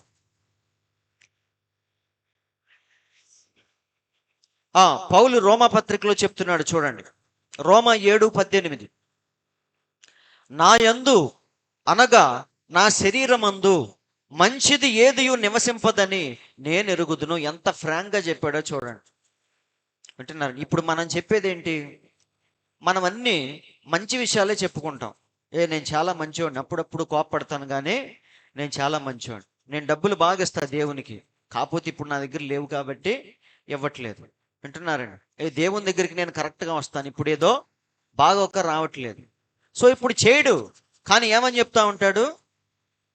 లోపల నాకు చేద్దామని ఉంది. పౌలు అదే అంటున్నాడు, నా శరీరంలో మంచిది ఏదియు నివసింపదని నాకు తెలుసు. మేలైనది చెయ్యవలనను కోరిక నాకు కలుగుచున్నది కానీ దాన్ని చేయుట నాకు కలుగుటలేదు. అసలు ఎంత వివరంగా చెప్పాడో చూడండి. మేలైనది చెయ్యాలని కోరిక నాకు ఉంది కానీ దాన్ని చేయటం మాత్రం నా వల్ల కావట్లేదు అంటున్నాడు. అవునా? చూడండి, నేను చెయ్యగోరు మేలు చేయక చెయ్యగోరని కీడునే చేయుచున్నాను. అది తప్పని తెలుసు, కానీ శరీరం ఏం చేస్తుంది? వింటున్నారండి? సమరయ స్త్రీకి తెలీదా అంతమందిని పెళ్లి చేసుకోకూడదని? తెలుసా తెలీదా? కానీ ఆమె 5గురిని మార్చి 6వ వాడిని మళ్ళీ ఇంట్లో పెట్టుకుందాము. ఆమెకు తెలుసు ఆ జీవితం సరైంది కాదని. కానీ ఆమె ఒక తీరని దాహముతో ఉందంట. తీరని దాహం ఏంటి? పాట ఉంటుంది కదా, బాలసుబ్రహ్మణ్యం పాడిన పాట, తీరని దాహం లోకపు మోహం అని. అవునా? మోహం అనేది, కామం అనేది తీరని దాహం. కాబట్టి ఆ దాహములో ఆమె ఏం చేస్తుందంటే, ఏం చేస్తుందో, ఎలా చేస్తుందో ఇష్టానుసారంగా జీవిస్తూ ఉంది. అయితే 7వ వాడైన మన దేవుడు వెళ్ళి ఆమెకున్న దాహాన్ని తీర్చాడా లేదా? నిజమండి. అందుకే అంటున్నాడు ఏమని? ఈ బావిలో నీళ్లు తాగితే మాటి మాటికి దప్పికొంటావు, కానీ నేనిచ్చే నీళ్లు తాగితే ఇక నీకు ఎన్నటికీ దాహమేదు అన్నాడు. అప్పుడు ఆమె ఏమంది? నిజమేనయ్యా, ఆ నీళ్ళయ్యో నాకు తొందరగా ఇవ్వయ్యా అంటుంది. ఎందుకంటే ఆమె తీరని దాహములో ఉందని పాపం ఆమె కూడా తెలుసు. కాబట్టి పౌలు అంటున్నాడు, నేను చెయ్యగోరు మేలు చెయ్యక చెయ్యగోరని కీడునే చేయుచున్నాను. ఈరోజు మన పరిస్థితి కూడా అదే. చూడండి, ఏలయనగా 8వ అధ్యాయంలో చెప్తున్నాడు, ఏలయనగా శరీరానుసారమైన మనసు దేవునికి విరోధమై ఉన్నది. అవునా? అర్థమైంది కదా? సో ఈ శరీరం అనేది, ఇది ఒకటి బాగా గుర్తుపెట్టుకోవాలి మీరు. యవ్వనంలో ఉన్నా సరే, వృద్ధాప్యంలో ఉన్నా సరే, చిన్న పిల్లలుగా ఉన్నా సరే, చిన్న పిల్లల్ని కూర్చోబెట్టి చర్చిలో కూర్చోబెట్టండి, వాడు కూర్చోలేడు. కానీ ఆడుకోవటానికి వదిలేయండి, ఆడుకుంటాడు. అదే టీవీ ముందు కూర్చోండి, కదలకుండా కూర్చుంటాడు. సెల్ ఫోన్ ఇచ్చి కూర్చోబెట్టండి, గంటలు గంటలు కూర్చుంటాడు. కానీ చర్చిలో కూర్చోమంటే మాత్రం వాడు కూర్చోలేడు. ఎందుకని? ఆ శరీరానికి మనం బందీలు అయిపోయాం. అందరు వింటున్నారండి? అప్పుడు జరిగిన పాపము ద్వారా ఏం జరిగిందంటే, ఈ శరీర వాంఛలు, కోరికలు, సుఖభోగాలు, వీటన్నిటిని కూడా మనల్ని ఇవి లొంగ తీసుకున్నాయి. అదే అంటున్నాడు, శరీరానుసారమైన మనస్సు దేవునికి విరోధమై ఉన్నది. అది దేవుని ధర్మశాస్త్రమునకు లోబడదు, ఏమాత్రమును లోబడనేరదు. అంటే ఛాన్సే లేదంటున్నాడు. వింటున్నారండి? బలవంతాన్ని ఎవరన్నా తీసుకొచ్చి కూర్చోబెట్టినా వాడు కూర్చోలేడు. కానీ ముచ్చట్ల దగ్గర మాత్రం టైం గడిచిపోతూ ఉంటుంది. వాడు తిన్నాడో లేదో కూడా తెలియదు. వాడు డ్యూటీకి వెళ్ళాలన్న విషయం కూడా మర్చిపోతాడు. ఇంపార్టెంట్ పనులన్నీ ఆపేసి కూర్చొని ఏం మాట్లాడుతూ ఉంటాడు? నెక్స్ట్ ఎలక్షన్లో ఎవరు గెలుస్తారు? అవునా? సీఎం ఏం చేస్తున్నాడు, డిప్యూటీ సీఎం ఏం చేస్తున్నాడు, ఈ కబుర్లు చెప్పుకుంటా కూర్చుంటారు. కానీ అదే సమయాన్ని వాక్యం వినటానికి గడపమంటే వాడు కూర్చోలేడు. పౌలు అదే అంటున్నాడు, అది దేవుని ధర్మశాస్త్రమునకు లోబడదు, ఎంత మాత్రమును లోబడనేరదు. అందుకని కాగా శరీర స్వభావము కలవారు దేవుని సంతోష పెట్టడం అసాధ్యం అంటున్నాడు. అందరూ ఆలోకిస్తున్నారు కదా? కాబట్టి సహోదరులారా, నేను చెప్పేది ఏంటంటే, ఎప్పుడైతే ఆదాము అవ్వలు పాపం చేశారో ఈ శరీరం ఏమైపోయింది? అన్నిటి మీద ఇదే డామినేషన్గా అయిపోయింది. అన్నిటినీ ఇదే డామినేట్ చేస్తుంది. అన్నిటినీ శరీరమే లోపరుచుకుంది. కాబట్టి ఇప్పుడు మనకి మంచేదో చెడేదో తెలుసు, కానీ మంచి దగ్గరికి మనం వెళ్ళలేకపోతున్నాం. చెడని తెలిసినా సరే దానికే బానిసగా మారిపోయాం. అవునా కాదా? ఇంట్లో అన్ని అప్పులే అంటున్నారండి, కానీ తాగటం మాత్రం ఆపడు. ఎందుకని? భార్య తిడతా ఉంటుంది. వింటున్నారండి? పిల్లలు బాధపడతా ఉంటారు, ఇల్లు గడవదు. కానీ ఆ వచ్చిన 100-200 తీసుకొని ఎక్కడికి వెళ్ళిపోతాడు? అక్కడికి వెళ్ళి కూర్చుంటాడు. బాధపడుతూనే, భార్య పిల్లలను తలుచుకుంటూనే ఆ పాపాన్ని చేస్తూ ఉంటాడు. కాబట్టి ఇదంతా ఏంటంటే, వారు పాపంలో పడిపోయిన దగ్గర నుంచి మొత్తం సిస్టమ్ ఏమైందంటే రివర్స్ అయిపోయింది. కానీ దేవుడు మనల్ని పెట్టింది దేనికోసం? ఆత్మ చేత అన్నిటినీ స్వాధీనపరచుకోమని దేవుడు చెప్తే, ఇప్పుడు శరీరం ఏం చేసిందంటే అన్నిటినీ స్వాధీనపరచుకొని అది చెప్పినట్టుగా మనం వింటున్నాం. అందరూ ఆలకిస్తున్నారా? కాబట్టి మనిషి పడిపోయాడా లేదా? ఎక్కడి నుంచి? అక్కడి నుంచి వాడు ఎక్కడికి పడిపోయాడు? పెద్ద ఊబిలో పడిపోయాడు. అలాగే ఇంకొక ప్రాముఖ్యమైన విషయం ఏంటంటే, మనిషితో పాటు సృష్టి కూడా పాడైపోయింది. ఈ రెండు విషయాలు జ్ఞాపకం ఉంచుకోవాలి. పాపము జరగటం ద్వారా మనిషి మాత్రమే కాదు పడిపోయింది, ఈ సృష్టిని కూడా దేవుడు ఏం చేశాడు? ఆదాముని శపించాడు, అవ్వను శపించాడు, సర్పాన్ని శపించాడు, తర్వాత నేలను కూడా శపించాడు. అవునా? అది నీకు సారాన్ని ఇవ్వదు, అది నీకు ముండ్ల తుప్పలను గచ్చ పొదలను అది మొలిపిస్తూ ఉంటది. ఇక నుంచి నువ్వు కష్టపడి రక్త చెమటలు ఓర్చి పండించుకొని నువ్వు బతకాలి అని దేవుడు చెప్పాడా లేదా? సో ఓవరాల్గా ఏమైందంటే మనిషి పడిపోయాడు, అలాగే సృష్టి కూడా ఏమైందంటే పూర్తిగా నాశనం అయిపోయింది. అవునా? అన్నీ కూడా శాపములోనికి నెట్టివేయబడి, మనిషి ఎలాగైతే అక్కడ ఉండి మూలుగుతున్నాడో సృష్టి కూడా పడిపోయి మూలుగుతా ఉందని రోమాపత్రికలో పౌలు చెప్తున్నాడు. చూడండి, దేవుని కుమారుల ప్రత్యక్షత కొరకు సృష్టి మిగుల ఆశతో తేరు చూస్తూ కనిపెట్టుచున్నది. ఎవరి కోసం? మళ్ళీ మునుపటి స్థితి ఎప్పుడు మాకు వచ్చింది? దేవుని కుమారులు ఎప్పుడు మమ్మల్ని పరిపాలిస్తారు? ఇప్పుడు ఎవరు పరిపాలిస్తున్నారు? దుష్టుడు, వాడి పిల్లలు, శరీర వాంఛలు, వింటున్నారండి, కామ కోర్కెలు, అంధకార సంబంధమైన ఈ శక్తులు, ఇవన్నీ కూడా సృష్టిని పరిపాలిస్తూ ఉన్నాయి. గాలిలో కానీ మనిషి దేహములో కానీ ఎక్కడా కూడా మంచి అనేది ఎక్కడా లేదు అంటున్నాడు ప్రవక్త. అందరు ఆలకిస్తున్నారు కదా. పిల్లలందరినీ చక్కగా బయటికి తీసుకెళ్తే వాళ్ళు అక్కడ కాసేపు ఆడుకుంటారు. వాళ్ళ అరుపులు తగ్గాలని నేను గట్టిగా అరుస్తున్నా. సైలెంట్గా ఉంటే అరవాల్సిన పని ఉండదు. ఆ సౌండ్ వల్ల నేను గట్టిగా చెప్పాల్సి వస్తుంది. పర్లేదు, జాగ్రత్తగా వినండి, డైవర్ట్ అవ్వకుండా ఉంటే చాలు. సృష్టి కూడా ఏమైపోయింది? నాశనం అయింది. మనిషి ఒక్కడే కాదండి, ఈరోజు మనం చూస్తున్న ఈ ప్రపంచం కూడా ఏమైపోయిందంటే పూర్తిగా శాపములోనికి నెట్టబడింది. మంచి అనేది ఎక్కడా లేదు. ఈరోజు ప్రవక్త అంటున్నాడు, ఈ గాలి కూడా కలుషితం అయిపోయింది అంటున్నాడు. మనం పీల్చే గాలి కూడా ఏమైపోయింది? పాపము చేత కలుషితం అయిపోయింది. కరోనా వ్యాధి ఎలా వచ్చింది చెప్పండి? ఎలా వచ్చింది? గాలి ద్వారానేనా? అవునా కాదా? మాస్కులు పెట్టుకుని ఎందుకు కూర్చున్నాం మనం? గాలి ద్వారా వెళ్ళిపోయింది. వైరస్ అంటే ఏంటి? గాలి ద్వారా వ్యాపించేదే వైరస్.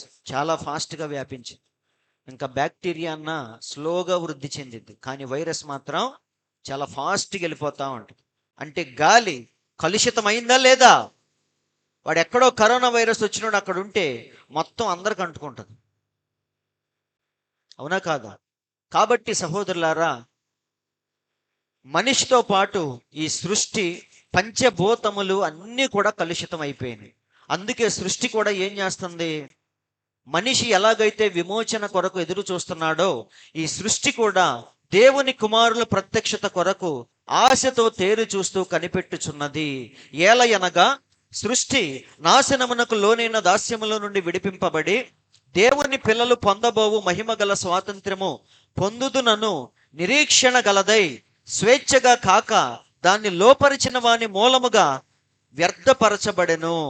కాబట్టి సృష్టి కూడా ఏమైపోయింది? మనిషిలాగే అది కూడా మూలుగుతూ ప్రసవ వేదన పడుతుంది. అంటే దాస్యములోనికి వెళ్ళిపోయింది. అవునా? సో ఈ పంచభూతాలకి ఇప్పుడు నాయకుడు ఎవరు చెప్పండి? సాతానా కాదా? వాడు మనల్ని పరిపాలిస్తున్నాడు, పాపానికి బానిసలుగా చేసి మనతో ఆడుకుంటున్నాడు. ఈ సృష్టిని కూడా వాడు అదుపు చేస్తా ఉన్నాడు. అందుకే మన దేవుడిని ఎత్తైన కొండ మీదకు తీసుకెళ్ళి ఈ ప్రపంచ రాజ్యాలన్నీ చూపించి ఏమన్నాడు? ఇవన్నీ నా చేతుల్లో ఉన్నాయి అన్నాడా లేదా? అందుకే దేవుడు కూడా వాడికి లోకాధికారి అని పేరు పెట్టాడు. అంటే ఈ లోకానికి ఇప్పుడు అధిపతి ఎవడు? దుష్టుడే. పాపం జరిగినప్పుడు అన్నిటి మీద వాడికి అధికారం అనేది వచ్చేసింది. అంటే లాక్కున్నాడు, ఆదాము చేతిలో నుండి అధికారాన్ని లాక్కున్నాడు.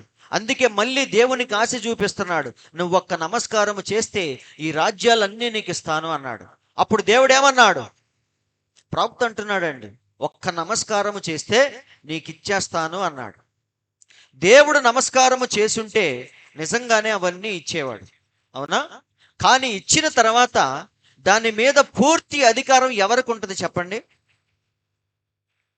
సాతానికే ఉంటుంది. ఎందుకని? ముష్టేసినట్టు నీకు గిఫ్ట్గా ఇచ్చాడు కాబట్టి. గిఫ్ట్గా ఇచ్చింది ఎప్పుడైనా సరే నీ సొంతం కాదు. వింటున్నారండి?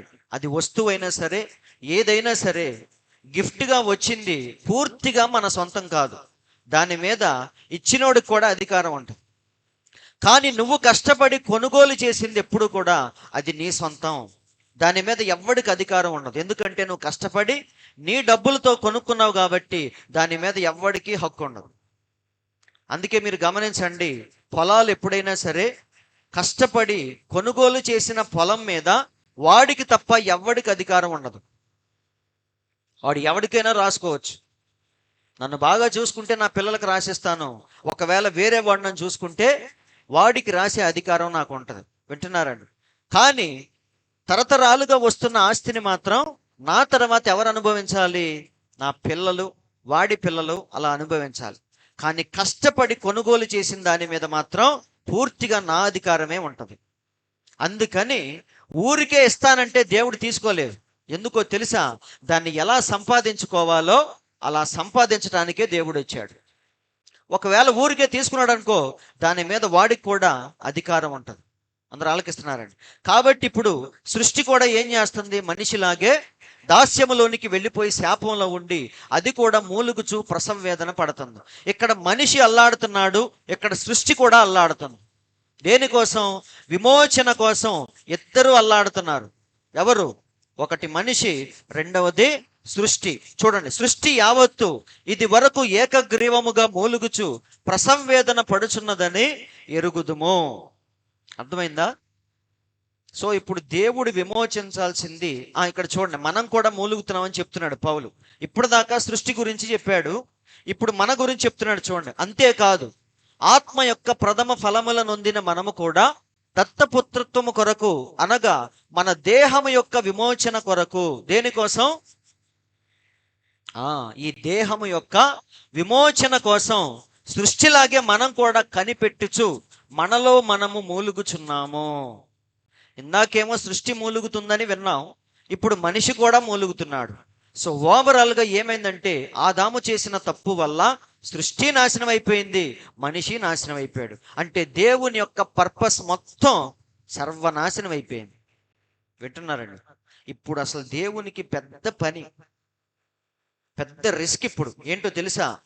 పడిపోయిన మానవుణ్ణి రక్షించాలి, అలాగే సృష్టిని కూడా విమోచించాలి. అందరూ అర్థం చేసుకుంటున్నారు? అదేదో చిన్న తప్పు కాదండి జరిగింది. ఆది కాండంలో చిన్న తప్పు కాదు జరిగింది. దానివల్ల మొత్తం సిస్టమే ఏమైపోయింది? సర్వనాశనం అయిపోయింది. మళ్ళీ ఆరంభము నుంచి తిరిగి దాన్ని మునుపటి స్థితికి తీసుకెళ్లాలంటే అదొక పెద్ద ప్రాసెస్. అది ఎవడో చేయలేడు కూడా. అందుకే దేవుడు ఎవరో దూతకు అప్పచెప్పలేదు, వెళ్ళి నా పిల్లల్ని విమోచించు అని. ఆయన దగ్గర అందరూ ఉన్నారు, ప్రధాన దూతలు, కోటాను కోట్ల దూతలు ఉన్నారు. కానీ ఎవ్వరికి ఆ బాధ్యతను అప్పగించలేదు మన దేవుడు. ఎందుకంటే అది చిన్న పని కాదు. వెళ్ళి మరియమ్మ తల్లితో మాట్లాడటం అంటే ఎవరేం చేస్తారు? దూత వచ్చి ఏమన్నాడు? దయాప్రాప్తురాల మరియా, నీకు శుభము కలుగును గాక, నీ గర్భమున లోకరక్షకుడు పుట్టబోతున్నాడు అని చెప్పి వెళ్ళిపోయాడు. చాలా చిన్న విషయమే. దానియేలు దగ్గరికి ఎవరు వచ్చారు? గాబ్రియేలు దూత వచ్చి దానియేలు 70 వారాల గురించి వివరించాడు. అది చిన్న విషయమే. వింటున్నారండి? కానీ పడిపోయిన మానవుణ్ణి తిరిగి ఆ స్థితికి తీసుకెళ్ళటం అంటే అది చిన్న విషయం కాదు. వింటున్నారండి? అలాగే పడిపోయిన ఈ సృష్టిని కూడా తిరిగి మునుపటి స్థితికి తీసుకెళ్ళటం అనేది చిన్న విషయం కాదు. అందరూ వింటున్నారండి? కాబట్టి ఇప్పుడు దేవునికున్న టార్గెట్ ఏంటి? పడిపోయిన మానవుణ్ణి రక్షించాలి, సృష్టిని విమోచించాలి, ఫైనల్గా మళ్ళీ వారితో కలిసి ఆనందించాలి. అందరూ ఆలకిస్తున్నారండి? ఇందులో ఉండే ఆనందం అది చాలా ఎక్కువ. మన దేవుడికి పరలోకములో కోటాను కోట్ల దూతలు అన్నీ ఉన్నాయి, కానీ దేవుడికి ఆనందం ఎక్కడ చెప్పండి? ఎక్కడ? ఆయన పిల్లల దగ్గరే ఆయనకి సరైన ఆనందం. నిజమండి. అందుకే ఆ ఏదెను తోటలో ప్రతి చల్లపూట దేవుడే వారి కోసం వచ్చి వెళతా ఉండేవాడు. మళ్ళీ రేపు దేవుడు 1000 సంవత్సరాలు తన పిల్లలతో రాజ్యము చేయబోతున్నాడు. కాబట్టి దేవుని యొక్క ఆశ అంటే మానవుణ్ణి, సృష్టిని విమోచించి మళ్ళీ ఆ ఆనందాన్ని తిరిగి పొందాలి. కానీ అది చిన్న విషయం ఏమీ కాదు, అవునా? కేవలం మాట సెలవిస్తే జరిగిపోయేది కాదు అది. కాబట్టి అదొక పెద్ద ప్రాసెస్ అండి. నిజంగా మన దేవుడు క్రమం కలిగిన దేవుడు, అన్నిటినీ కూడా లెక్కల ప్రకారంగా జరిగించుకుంటూ వెళ్ళే దేవుడు. ఆయన సృష్టిని ఎలాగైతే ఒక క్రమంలో జరిగించాడో మానవుణ్ణి కూడా క్రమంగా దేవుడు విమోచించుకుంటూ వచ్చాడు. అందుకే విమోచన పథకం అని మనం దాన్ని పిలుస్తున్నాం, అవునా? సృష్టిని దేవుడు ఎలా జరిగించాడు? ర్యాండమ్గా ఇష్టం వచ్చినట్టు తయారు చేయలేదండి. చాలా క్రమంగా సృష్టించాడు. లాస్ట్లో మానవుణ్ణి తయారు చేశాడు, అవునా? వెలుగు కలుగును గాక అని చెప్పాడు. సూర్య చంద్ర నక్షత్రాలను కలుగజేశాడు. ఇలా ఒక్కొక్క దాన్ని కలుగ చేసుకుంటూ వచ్చి వచ్చి వచ్చి లాస్ట్లో తనకిష్టమైన మానవుడిని తయారు చేశాడు. సో ఇదంతా చూస్తుంటే దేవునికి ఒక క్రమం ఉందని మనకు అర్థమవుతుందా లేదా? స్పేస్లో ఈ గ్రహాలను మీరు చూసారా? అవి ఎలా ఉన్నాయి? చాలా చక్కగా అమర్చబడి వాటి వాటి స్థానాల్లో కరెక్ట్గా తిరుగుతూ ఉన్నాయి. ఇష్టం వచ్చినట్టు ర్యాండమ్గా అటు ఇటు తిరగట్లేదండి. దేవుడు పెట్టిన విధానంలోనే నేటికి చక్కగా రొటేట్ అవుతూ ఉన్నాయి, తిరుగుతూ ఉన్నాయి. అందరూ ఆలకిస్తున్నారు. కాబట్టి దేవుడు క్రమం కలిగిన దేవుడు, ప్రతి దాన్ని కూడా ఒక పథకం ప్రకారం చేసే దేవుడు. ఆయన ఇష్టం వచ్చినట్టు చేసే దేవుడు కాదు. కాబట్టి ఇప్పుడు పడిపోయిన మానవుణ్ణి కూడా ఆ పథకం ప్రకారముగా రక్షించటానికే యేసయ్య స్వయంగా భూమి మీదకు వచ్చాడు. అందరు వింటున్నారా? దేవుడికి అంత అవసరం ఏంటి చెప్పండి? వింటున్నారండి? సమీపింపరాని తేజస్సులో మన దేవుడు ఎలా ఉన్నాడు? అగ్నిహోత్రుడుగా ఉన్నాడు. కానీ ఆ దేవుడే దాసుని స్వరూపము ధరించి ఒక పాపిగా రావాల్సిన పరిస్థితి ఎందుకు వచ్చిందంటే పడిపోయిన మానవుణ్ణి ఏం చేయాలి? తిరిగి విమోచించాలి, అవునా? కాబట్టి యేసయ్య భూమి మీదకి రాకపోయి ఉంటే అసలు ఎవ్వడికి రక్షణ ఉండేది కాదండి. ఇక్కడ కూర్చున్న మనకే కాదు, హేబేలు దగ్గర నుంచి దేవుని పిల్లలు ఎవరెవరైతే ఉన్నారో వాళ్ళందరికీ రక్షణ లేదు. నిజంగా వారు విశ్వాసమును బట్టి నీతిమంతులుగా జీవించారు, దేవుని కోసం చనిపోయారు. కానీ చచ్చిపోయి ఎక్కడికి వెళ్ళారు? వాళ్ళు పాతాళానికి వెళ్ళారు. అంటే వారికి పరిపూర్ణమైన విమోచన లేదు. యేసయ్య వచ్చి కలువరి సిలువలో చనిపోయిన తర్వాతే ఆ రక్తం ఏం చేసిందంటే వీరిని పూర్తిగా విమోచించింది. కాబట్టి యేసయ్య రాకపోయి ఉంటే పాత నిబంధన భక్తులకి రక్షణ లేదు, కొత్త నిబంధనలో ఉన్న మనకి రక్షణ లేదు, అసలు మానవ జాతికి విడుదల అనేదే లేదు. అందుకే దేవుడు ఏం చేశాడు? స్వయముగా మానవుడి వేషములో భూమి మీదకి వచ్చాడు. ఆయన రావటంలో ఇంత అర్థం దాగి ఉందండి. అంతేగాని వచ్చి తానేదో గొప్పవాడని చూపించుకోవటానికి రాలేదు ఆయన, అవునా? మనందరినీ దాస్యము నుండి విడిపించటానికే యేసయ్య భూమి మీదకి వచ్చాడు. అందుకే పౌలేమంటున్నాడంటే వీరి గురించి ఒక మంచి మాట చెప్పాడు. వీళ్ళ గురించి, వీరందరూ విశ్వాస యోధులైనా సరే వీరు మనము లేకుండా అసంపూర్ణులు అంటున్నాడు. ఒకసారి చూద్దాం. హెబ్రీలకు రాసిన పత్రిక 11:39. వీరందరూ తమ విశ్వాసము ద్వారా సాక్ష్యము పొందిన వారైనను మనము లేకుండా సంపూర్ణులు కాకుండా నిమిత్తము దేవుడు మన కొరకు మని శ్రేష్టమైన దాన్ని ముందుగా సిద్ధపరిచిన గనుక వీరు వాగ్దాన ఫలము అనుభవింపలేదు అంటున్నారండి. వాళ్ళ జర్నీ ఇంకా ఇన్కంప్లీట్ గానే ఉంది అంటున్నాడు. వారు మంచి యోధులే, కానీ వాళ్ళు ఇంకా ఇన్కంప్లీట్ గానే ఉన్నారు అని చెప్తున్నాడు. కాబట్టి సహోదరులారా, యేసయ్య భూమి మీదకి రావటానికి కారణం ఏంటి? తన పిల్లలు ఎంతమంది అయితే ఆయన ఆలోచనలో ఉన్నారో వాళ్ళందరూ భూమి మీదకి వచ్చి పడిపోయారు. వాళ్ళందరినీ మళ్ళీ విమోచించి వారితో కలిసి ఆనందించడమే దేవుని యొక్క ప్రధాన లక్ష్యం. అందుకే ఆయన భూమి మీదకి వచ్చాడు. వింటున్నారండి? భూమి మీదకి వచ్చి ఏం చేస్తున్నాడు? ఆ విమోచన పథకాన్ని అమలు చేసుకుంటూ వెళ్ళిపోతున్నాడు ఆయన. అది అందరికీ వెర్రితనంగా ఉంది. నమ్మేవాళ్ళు నమ్ముతున్నారు, వెర్రిగా చూసేవాళ్ళు చూస్తున్నారు. కానీ దేవుడు మాత్రం తన యొక్క ఆలోచన ప్రకారముగా ఆ పథకాన్ని, ప్లాన్ని జరిగించుకుంటూ వెళ్ళిపోతున్నాడు. అందరిని రక్షించుకుంటూ వెళ్ళిపోతున్నాడు. ఎందుకో తెలియదు బేతెస్తా కోనేరు దగ్గరికి వెళ్ళిపోయాడు, ఆ ముసలాయన్ని స్వస్థపరిచాడు. ఎందుకో తెలియదు ఎండవేళ సమరయ స్త్రీ దగ్గరికి ఆయన వెళ్ళిపోయాడు. ఎందుకో తెలియదు గాడిద మీద కూర్చొని ఏం చేస్తున్నాడు? ఆయన రోడ్ల మీద తిరుగుతూ ఉన్నాడు. ఎందుకో తెలియదు గెరాసేనుల దేశానికి వెళ్ళాడు. ఎందుకు? ఆయన ప్రణాళికను ఆయన సీరియస్గా జరిగించుకుంటూ వెళ్ళిపోతున్నాడు. నమ్మేవాడు నమ్ముతున్నాడు, తిట్టుకునేవాడు తిట్టుకుంటున్నాడు. కానీ దేవుడు మాత్రం ఆయన విమోచన ప్రణాళికను అలా జరిగించుకుంటూ వెళ్ళిపోతున్నాడు. అందరికీ పిచ్చెక్కిపోతుంది. వింటున్నారండి? వాళ్ళందరి దగ్గర ధర్మశాస్త్రం ఉంది, కానీ యేసయ్య వచ్చి ఏం చేస్తున్నాడు? పట్టుమని 30 సంవత్సరాలు లేవు, ఎలాంటి మాటలు మాట్లాడుతున్నాడు ఆయన? నా శరీరాన్ని తిని నా రక్తం తాగండి అంటున్నాడు. అటెళ్ళి విశ్రాంతి దినాన్ని మీరిపోతున్నాడు. ఇటు వచ్చి ఏమంటున్నాడు? ఈ దేవాలయాన్ని పడగొట్టండి, 3 రోజుల్లో తిరిగి కడతాను అంటున్నాడు. కాబట్టి ఆయన చెప్పే ఏ ఒక్క ప్రసంగం కూడా వీరికి మెంటలెక్కిపోతా ఉంది. చూసి చూసి చూసి ఒగ్గబట్టలేక ఒకసారి ఎవరు వచ్చారు? నికోదేము రాత్రిపూట పరిగెత్తుకుంటా వచ్చాడు. ఎందుకంటే అప్పటిదాకా ఆయన ఏదైతే నేర్చుకున్నాడో, ఆయన ఎంతో ప్రావీణ్యత కలిగిన వ్యక్తి అండి. పరిసయ్యుడు, యూదుల అధికారి, ముసలివాడు, ఎంతో అనుభవజ్ఞుడు. కానీ యేసయ్య చేసే పనులు ఆయనకే షాక్కి గురయ్యాడు. ఆయన అటు వెళ్ళిపోయి లాజర్ని ఏం చేశాడు? 4 రోజుల తర్వాత బ్రతికించాడు. ఏమన్నా అందామంటేనేమో ఆయన దగ్గర శక్తులు ఉన్నాయి. అవునా? గాలి తుఫాన్ని కేవలం నోటి మాటతో గద్దించాడు. 5,000 మందికే రొట్టెలు మాంసం పెట్టాడు. కాబట్టి ఆయనలో ఏదో శక్తులు ఉన్నాయి. కానీ ఆయన చెప్పే బోధలు చాలా వింతగా ఉన్నాయి. అసలు ఏంటి ఆయన ఉద్దేశం ఏంటి? ఆయన టార్గెట్ ఏంటి? అసలు దేని గురించి ఆయన బోధిస్తున్నాడు తెలుసుకోవాలని ఒకరోజు రాత్రిపూట వచ్చాడు. వచ్చి అడుగుతున్నాడు, ప్రభువా, నువ్వు దేవుని యొద్ద నుండి వచ్చిన వాడవని మా అందరికీ తెలుసు, అవునా? కానీ నీ బోధల రహస్యం ఏంటి? అందరూ ఆలకిస్తున్నారండి. ఎందుకు నువ్వు అలా వింతగా బోధిస్తున్నావు? నువ్వు చేసే పనులు చాలా వింతగా ఉన్నాయి. అందరూ నీ గురించే మాట్లాడుకుంటున్నారు. వింటున్నారండి? అసలు ఏంటి దీని సారాంశం అని అడిగినప్పుడు దేవుడు ఆయనకి మళ్ళీ చెవులు గింగురుమనే విషయం చెప్పాడు. ఏంటది? ఇది మనకు తెలుసు. యూదుల అధికారి అయిన నికోదేము వచ్చి ఆయనతో మాట్లాడాడు.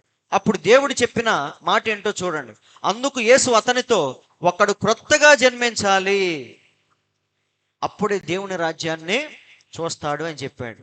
మళ్ళీ గుండెల్లో బండబడిపోయింది. ఎవరికి? నికోదేముకి. ఆల్రెడీ ఆయన గురించి ఆలోచించి ఆలోచించి పిచ్చెక్కిపోయింది పాప ముసలాయనకి. అంత అనుభవజ్ఞుడు అయినా సరే 30 ఏళ్ల వయసులో ఉన్న యేసయ్యను చూస్తుంటే ఆయనకి పిచ్చెక్కిపోతాం. ఆయనకే కాదండి, అందరికి ఎక్కింది. అందుకే ధనవంతుడు వచ్చి రోడ్డు మీద ఏం చేశాడు? మోకాళ్ళ మీద నుంచొని నిత్య జీవానికి వారసుని అవ్వాలంటే నేను ఏం చేయాలి అని అడుగుతున్నాడు. అంటే ధనవంతుడికి నిద్రపట్టలేదు యేసయ్యను చూస్తే, ఇక్కడ నికోదేముకి నిద్రపట్టట్లేదు. అందుకే రాత్రిపూట వచ్చి ఏమంటున్నాడు? ఏంటి అసలు నీ ఉద్దేశం ఏంటి, నీ రహస్యం ఏంటి అంటున్నాడు. అందరూ ఆలకిస్తున్నారండి. మన దేవుడు ఎందుకు వచ్చాడు చెప్పండి? ఆయన పిల్లల్ని విమోచించుకోవటానికి వచ్చాడు. అందుకే బ్రతికినంత కాలం నశించిన దాన్ని వెతికి రక్షించే పనిలోనే ఆయన ఫుల్ బిజీగా ఉన్నాడు. ఈ లోపు నికోదేము వచ్చి అడుగుతున్నాడు, ఏంటి నాయన నీ బోధల సారాంశం ఏంటంటే, ఏమన్నాడు? నువ్వు తిరిగి మళ్ళీ జన్మించాలన్నాడు. ఆ మాట వినగానే మళ్ళీ ఏమైపోయింది ఆయనకి? మళ్ళీ షాక్కి గురయ్యాడు. ముసలివాడు మళ్ళీ తిరిగి ఎలా జన్మిస్తాడు? తిరిగి అదే అడిగాడు. నూతన జన్మ గురించి మాట్లాడాడు. అందరూ ఆలకిస్తున్నారండి. ఎందుకు నూతన జన్మ గురించి మాట్లాడాడు? నికోదేమేమో పాపిగా లేడు. అందరూ ఆలకిస్తున్నారా? నికోదేమో పాపములో జీవించట్లేదు. అతడు పరిసయ్యుల తెగలో ఉన్నాడు, యూదులకు అధికారిగా ఉన్నాడు, అందరికీ ధర్మశాస్త్రాన్ని బోధిస్తా ఉన్నాడు. కాబట్టి ఆయన ఏం పాపంలో జీవించట్లేదు. కానీ దేవుడు ఏమన్నాడు? నువ్వు తిరిగి మళ్ళీ జన్మించాలి అన్నాడు. అంటే దాని అర్థం ఏంటి? ఈ జన్మ ఎలాంటిది? ఇండైరెక్ట్గా దేవుడు ఏమని చెప్తున్నాడు? ఆది కాండములో ఈ సృష్టి నాశనం అయిపోయింది. ఆ రోజు నుంచి తల్లి గర్భము ద్వారా పుట్టే ప్రతి ఒక్కడు పాపములోనే జన్మిస్తూ వచ్చాడు. కాబట్టి జన్మ పాప జన్మ. కాబట్టి నువ్వు తిరిగి మళ్ళీ ఏం చేయాలి? తిరిగి మళ్ళీ జన్మించాలి అని దేవుడు ఎప్పుడైతే ఆ మాట చెప్పాడో ఆయనకి ఏం అర్థం కాలేదు. వింటున్నారండి? కానీ మనకు అర్థమైందా లేదా? ఇక్కడ కూర్చున్న మనకు అర్థమైందా లేదా? దేవుడు ఏమన్నాడు? మళ్ళీ పుట్టాలి అన్నాడు. ఎందుకు చెప్పాడు ఆ మాట అంటే, దావీదేమన్నాడు? దావీదంటే ఎవరు అసలు? స్వయంగా దేవుడు అభిషేకించిన రాజు ఆయన, తెలుసా? అందుకే భూమి మీదకి వచ్చి కూడా దావీదు కుమారుడని పిలిపించుకున్నాడు ఆయన. మళ్ళీ రేపు 1000 ఏండ్ల పరిపాలనలో దావీదు సింహాసనాన్ని అధిష్ఠించబోతున్నాడు మన దేవుడు. అలాంటి దావీదే ఏమంటున్నాడు? పాపములో నా తల్లి నన్ను గర్భము ధరించింది అంటున్నాడు. ఎవరు? దేవుని కుమారుడే పాపంలో పుట్టాను నేను అంటున్నాడు. అలాంటిది మరి లోకములో ఉన్న భక్తిహీనుల పరిస్థితి ఏంటి? దేవుని పిల్లలే పాపం ద్వారా వచ్చాం. యెషయా అన్నాడా లేదా? యెషయా ఎప్పుడైతే అత్యున్నత సింహాసనం మీద దేవుణ్ణి చూశాడో అయ్యో నేను పాపినని అరిచాడా లేదా? పేతురు ఎప్పుడైతే యేసయ్యను చూశాడో నేను పాపినని చెప్పాడా లేదా? కాబట్టి ప్రతి ఒక్కడు పాపములో పుట్టినవాడే. అయితే భక్తిహీనుల పరిస్థితి ఏంటి చూడండి. ఇప్పుడు దావీదే నేను పాపినంటే మరి భక్తిహీనుల పరిస్థితి ఏంటి? దేవుడు అంటున్నాడు చూడండి, తల్లి కడుపున పుట్టినది మొదలుకొని భక్తిహీనులు విపరీతమైన బుద్ధి కలిగి ఉందురు. అందరూ ఆలకిస్తున్నారండి. దేవుని పిల్లలే పాపంలో పుట్టి పాపంలో జీవిస్తూ ఉంటారు. కానీ భక్తిహీనుల పరిస్థితి ఏంటి? వాడు పుట్టుకతోనే విపరీతమైన బుద్ధితో పుడతాడంట. విపరీతమైన బుద్ధి కలిగి ఉందురు, పుట్టిన తోడనే అబద్ధములాడుచూ తప్పిపోదురు. కాబట్టి ఫైనల్గా దేవుని పిల్లలైనా దెయ్య పిల్లలైనా సరే తల్లి గర్భము ద్వారా వచ్చిన ప్రతి ఒక్కడు పాపే. కాబట్టి వాడు మళ్ళీ తిరిగి ఏమవ్వాలి? తిరిగి మళ్ళీ జన్మించాలి. సో ఆ మాటలో అంత అర్థం ఉంది. అందరూ ఆలకిస్తున్నారండి. దేవుడు చెప్పిన ఆ మాటలో అంత లోతైన అర్థం దాగి ఉంది. అందుకే పరిసయ్యులకు అర్థం కావట్లేదు ఆయన ఏం మాట్లాడుతున్నాడు. మీ పితరులు అరణ్యములో మన్నాను తిన్నా చనిపోయారు, కానీ నన్ను తినివాడు ఎన్నటికీ చనిపోడు అన్నాడు. ఆ మాటలు ఏమి వాళ్ళకి అర్థం కావట్లేదు. కానీ వాటిని తొవ్వి తొవ్వి తొవ్వి చూస్తే అందులో అంతరార్థం చాలా ఉంటుందండి.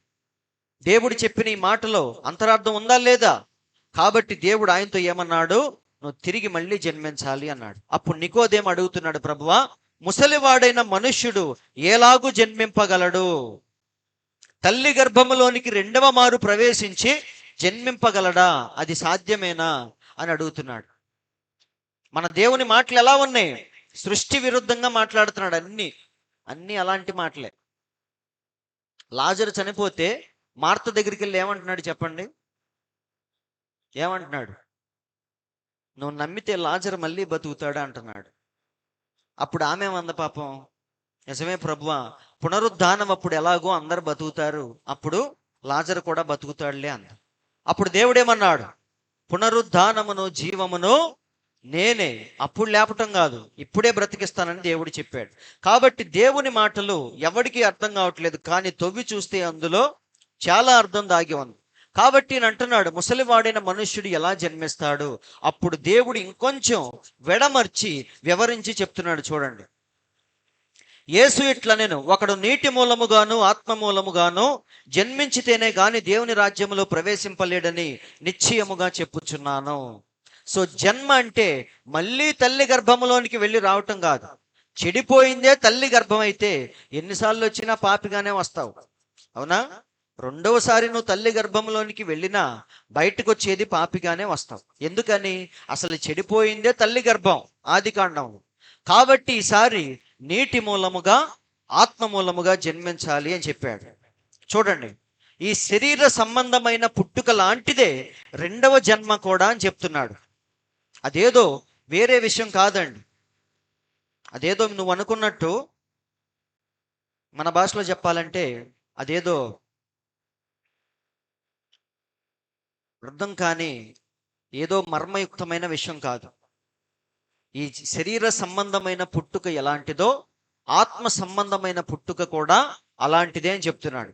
శరీర మూలముగా జన్మించినది శరీరమును, ఆత్మ మూలముగా జన్మించినది ఆత్మయునై ఉన్నది. అంటే తల్లి గర్భము ద్వారా వచ్చే జన్మతోనే దేవుడు ఆ జన్మను కూడా పోలుస్తున్నాడు. అందరూ ఆలకిస్తున్నారా? సో ప్రకృతి సంబంధమైన జన్మలో మనందరికీ తెలిసిన విషయాలే. ఎన్ని కార్యాలు ఉన్నాయి? మొత్తం 3 కార్యాలు ఉన్నాయి. అందరూ ఆలకిస్తున్నారు. ఎందుకంటే దేవుడే ఈ రెండింటిని పోల్చి మాట్లాడుతున్నాడు. తల్లి గర్భము ద్వారా నువ్వు భూమి మీదకి వచ్చేటప్పుడు ఏ ఏ కార్యాలు అయితే జరుగుతాయో అవే కార్యాల ద్వారా మళ్ళీ నువ్వు తిరిగి జన్మించాలి అంటున్నాడు. కాకపోతే తేడా ఏంటంటే తల్లి గర్భము ద్వారా కాదు కానీ నీటి ద్వారా ఆత్మ ద్వారా నువ్వు తిరిగి జన్మించాలి అంటున్నాడు. సో ప్రకృతి సంబంధమైన జన్మలో ఎన్ని విషయాలు ఉన్నాయి చెప్పండి? మీకు తెలిసిన విషయాలే. ఈ రెండింటిని పోల్చి మాట్లాడుతున్నాడు దేవుడు. సో ప్రకృతి సంబంధమైన జన్మలో ఫస్ట్ ఏముంటుంది? ఉమ్మనీరు వచ్చింది. అవునా? నెలలు నిండిపోయిన తర్వాత స్టార్టింగ్ స్టెప్ ఏంటంటే డెలివరీకి ఫస్ట్ ఉమ్మనీరు వచ్చింది. ఎప్పుడైతే ఉమ్మనీరు అనేది పడిపోయిద్దో అప్పుడు ఇక కనటానికి సిద్ధపడుతుంది అని అర్థం. అవునా? సో ఆ ప్రాసెస్లో ఫస్ట్ది ఏంటంటే ఉమ్మనీరు, తర్వాత రక్తము. ఉమ్మనీరు ఎప్పుడైతే వచ్చిందో ఇక స్టార్ట్ అయిపోయిందని అర్థం. రక్తము ఎప్పుడైతే వచ్చిందో ఇక శిశువు బయటికి రావటానికి సిద్ధముగా ఉందని అర్థం. సో ఉమ్మనీరు, తర్వాత రక్తము, మూడవది ఏంటి? జీవం అనేది బయటకు వచ్చింది. సో ఒక్కొక్క స్టెప్ను మనం చూస్తూ ఉంటే ఉమ్మనీరు చూసినప్పుడు మనకి ఏమర్థమైద్ది? మొదలైపోయింది. అమ్మాయిని ఎక్కడికి తీసుకెళ్తారు? వార్డులో నుంచి లేబర్ వార్డులోకి తీసుకెళ్తారు. ఆన్ బోర్డులో పెడతారు. ఆన్ బోర్డు అంటే ఏంటి? ప్రసూతి గదిలోకి తీసుకెళ్ళి ఇక అక్కడ కూర్చోబెడతారా?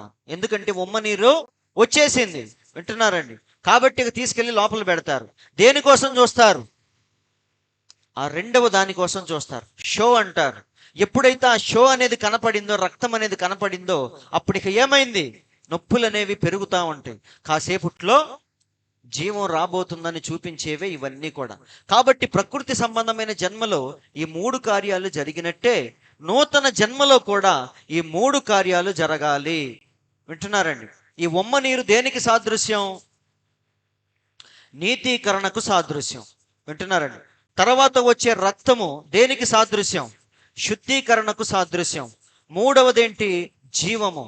జీవం అంటే పరిశుద్ధాత్మ బాప్తిస్మానికి సాదృశ్యం. కాబట్టి ఈ జన్మలో ఏ ఏ కార్యాలతో అయితే ఈ జన్మ ముడిపడిందో అవే కార్యాలతో నూతన జన్మ కూడా ముడిపడిందని దేవుడు చక్కగా చెప్పాడు.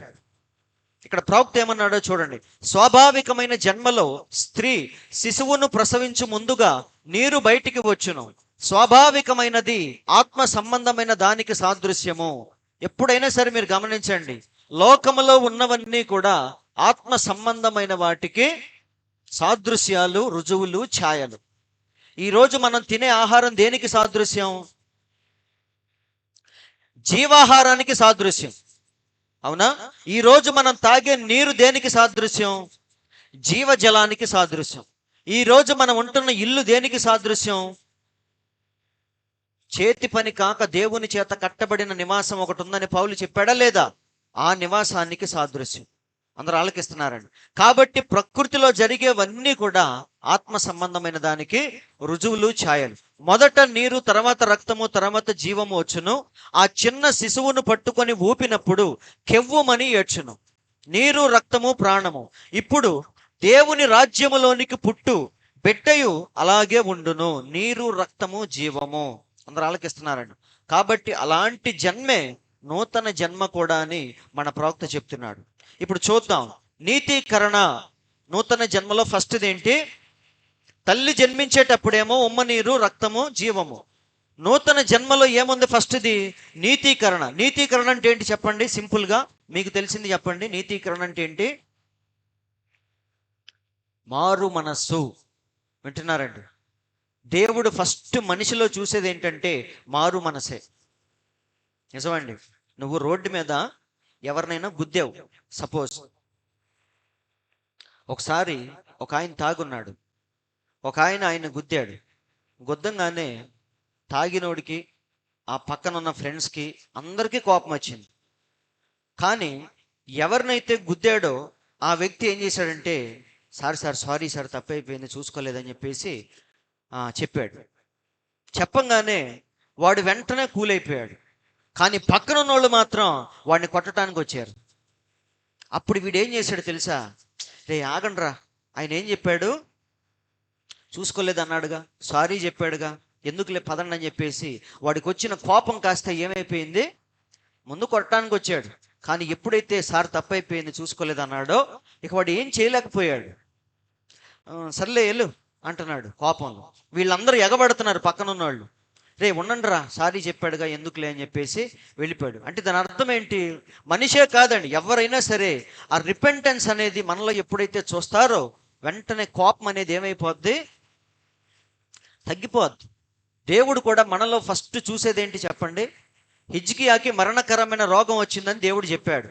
వెంటనే ఆయన గోడ తట్టు తిరిగి కన్నీళ్లు కార్చాడా లేదా? కార్చంగానే దేవుడు ఏం చేశాడు? మళ్ళీ వెంటనే 15 సంవత్సరాల ఆయుష్కాలాన్ని పొడిగించాడు.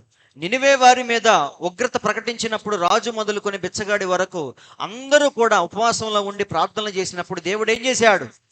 ఆ ఉగ్రతను వెనక్కి తీసుకున్నాడా లేదా? కాబట్టి ఎవరినైనా సరే కూల్ చేసే విషయం ఏంటిదంటే మనలో వచ్చే రిపెంటెన్స్. వింటున్నారండి? కాబట్టి నీతీకరణ అంటే అర్థం ఏంటి? మారు మనస్సు. వింటున్నారండి? దాంతోనే అసలు నీ ఆత్మీయ జీవితం అనేది స్టార్ట్ అయ్యింది. నిజమండి. ఫస్ట్ తలుపులు ఏంటి అంటే దేవుని దగ్గరికి వెళ్ళే ద్వారం ఏదంటే ఆ మారు మనస్సు. ఆ తలుపులు ముందు మనం తీయాలి.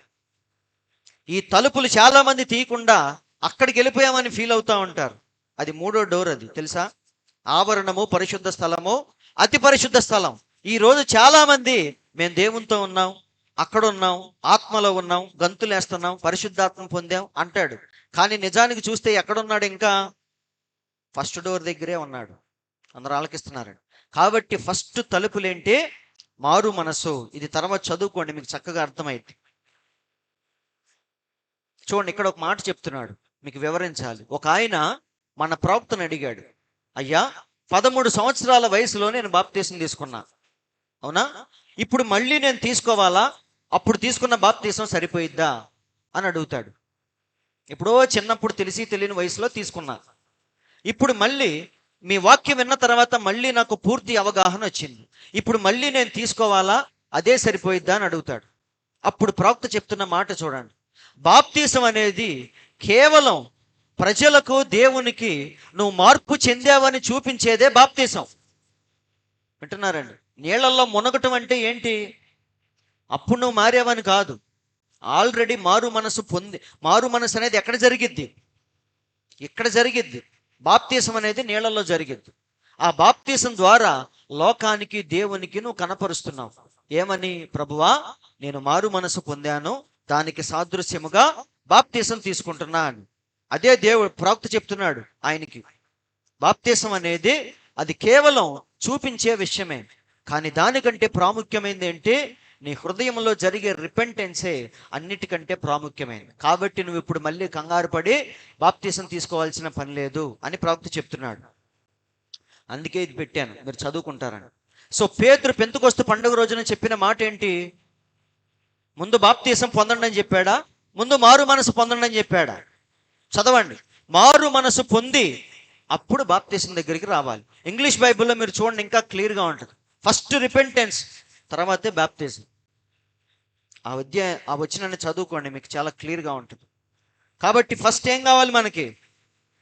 చాలా మంది గబగబ తీసుకెళ్ళి ముంచేస్తూ ఉంటారు. ఆ రిపెంటెన్స్ తర్వాత వచ్చిద్దిలే, మారు మనసు తర్వాత వచ్చిద్దిలే, తర్వాత మార్పు చెందుతాడులే. ప్రస్తుతం వాడిని ఏం చేయాలి? ఆ ఆత్మ నశించిపోకుండా ఉండాలంటే గబగబ తీసుకెళ్ళి ముంచి లేపాలి. వింటున్నారండి? కానీ అది సరైన పద్ధతి కాదు, ప్రవక్త అంటున్నాడు. సో ఫస్ట్ ఎక్కడి నుంచి వెళ్ళాలి మనం? ఈ డోర్ దగ్గర నుంచి 2వ డోర్ దగ్గరికి వెళ్ళాలి. కానీ ఇప్పుడు చాలామంది ఏం చేస్తున్నారు? ఇక్కడే ఉంటున్నాడు, చెప్పుకోవటం మాత్రం అక్కడ ఉన్నా అని చెప్పుకుంటున్నాడు. కాబట్టి ఫస్ట్ ఏంటి? చదువుకోండి, మంచి మంచి స్లైడ్స్ ఇవి, ప్రవక్త చెప్పినవి. దేవుని వైపు మారు మనస్సుతో తిరుగుట మొదటి మెట్టు. అవునా కాదా? నా సొంత మాటలు కాదు ఇవి, ప్రవక్త చెప్పిందే చదువుతున్నా. దాని తరువాత నీటి బాప్తీసం. అర్థమైందా? ఫస్ట్ ఏంటిది? మారు మనసు, తర్వాతే బాప్తీసం. ఇలా ఎప్పుడైతే మనం తీసుకుంటామో నిజంగానే మన జీవితం దేవుని పట్ల సీరియస్గా వెళ్ళేది. లేకపోతే ఆటకైతనంగానే వెళ్తూ ఉంటుంది మన భక్తి జీవితం కూడా. కాబట్టి సహోదరులారా చూడండి, ప్రవక్త చెప్తున్నాడు, మారు మనసు పొంది యేసుక్రీస్తు నామములో బాప్తీసం పొందండి. నిజమైన మారు మనసు నీటి బాప్తిస్మము సూచించును. అవునా? మన గత పాపము పరిహరింపబడును, భవిష్యత్ పాపముతో దానికి ఎట్టి సంబంధము లేదు. అంటే నువ్వు బాప్తీసం తీసుకుంటే పుట్టినప్పటి నుంచి చేసిన పాపాలు, భవిష్యత్తులో చేయబోయే పాపాలు కూడా పోతాయి అనుకుంటే పొరపాటు. ఏ పాపాలు పోతాయి? నీ జన్మ పాపం, ఇప్పటిదాకా నువ్వు చేసిన పాపాలకే ప్రాయశ్చిత్తం దొరికింది. కానీ ఇప్పటి నుంచి చేసే వాటికి కొత్త లెక్క, కొత్త అకౌంట్ ఓపెన్ అయింది అంటున్నాడు ప్రవక్త. చూడండి, ఇక్కడ కూడా చెప్తున్నాడు, now the first step is repentance towards God. కాబట్టి ఫస్ట్ దేవుడు మనలో చూసేది ఏంటి? మారు మనస్సు.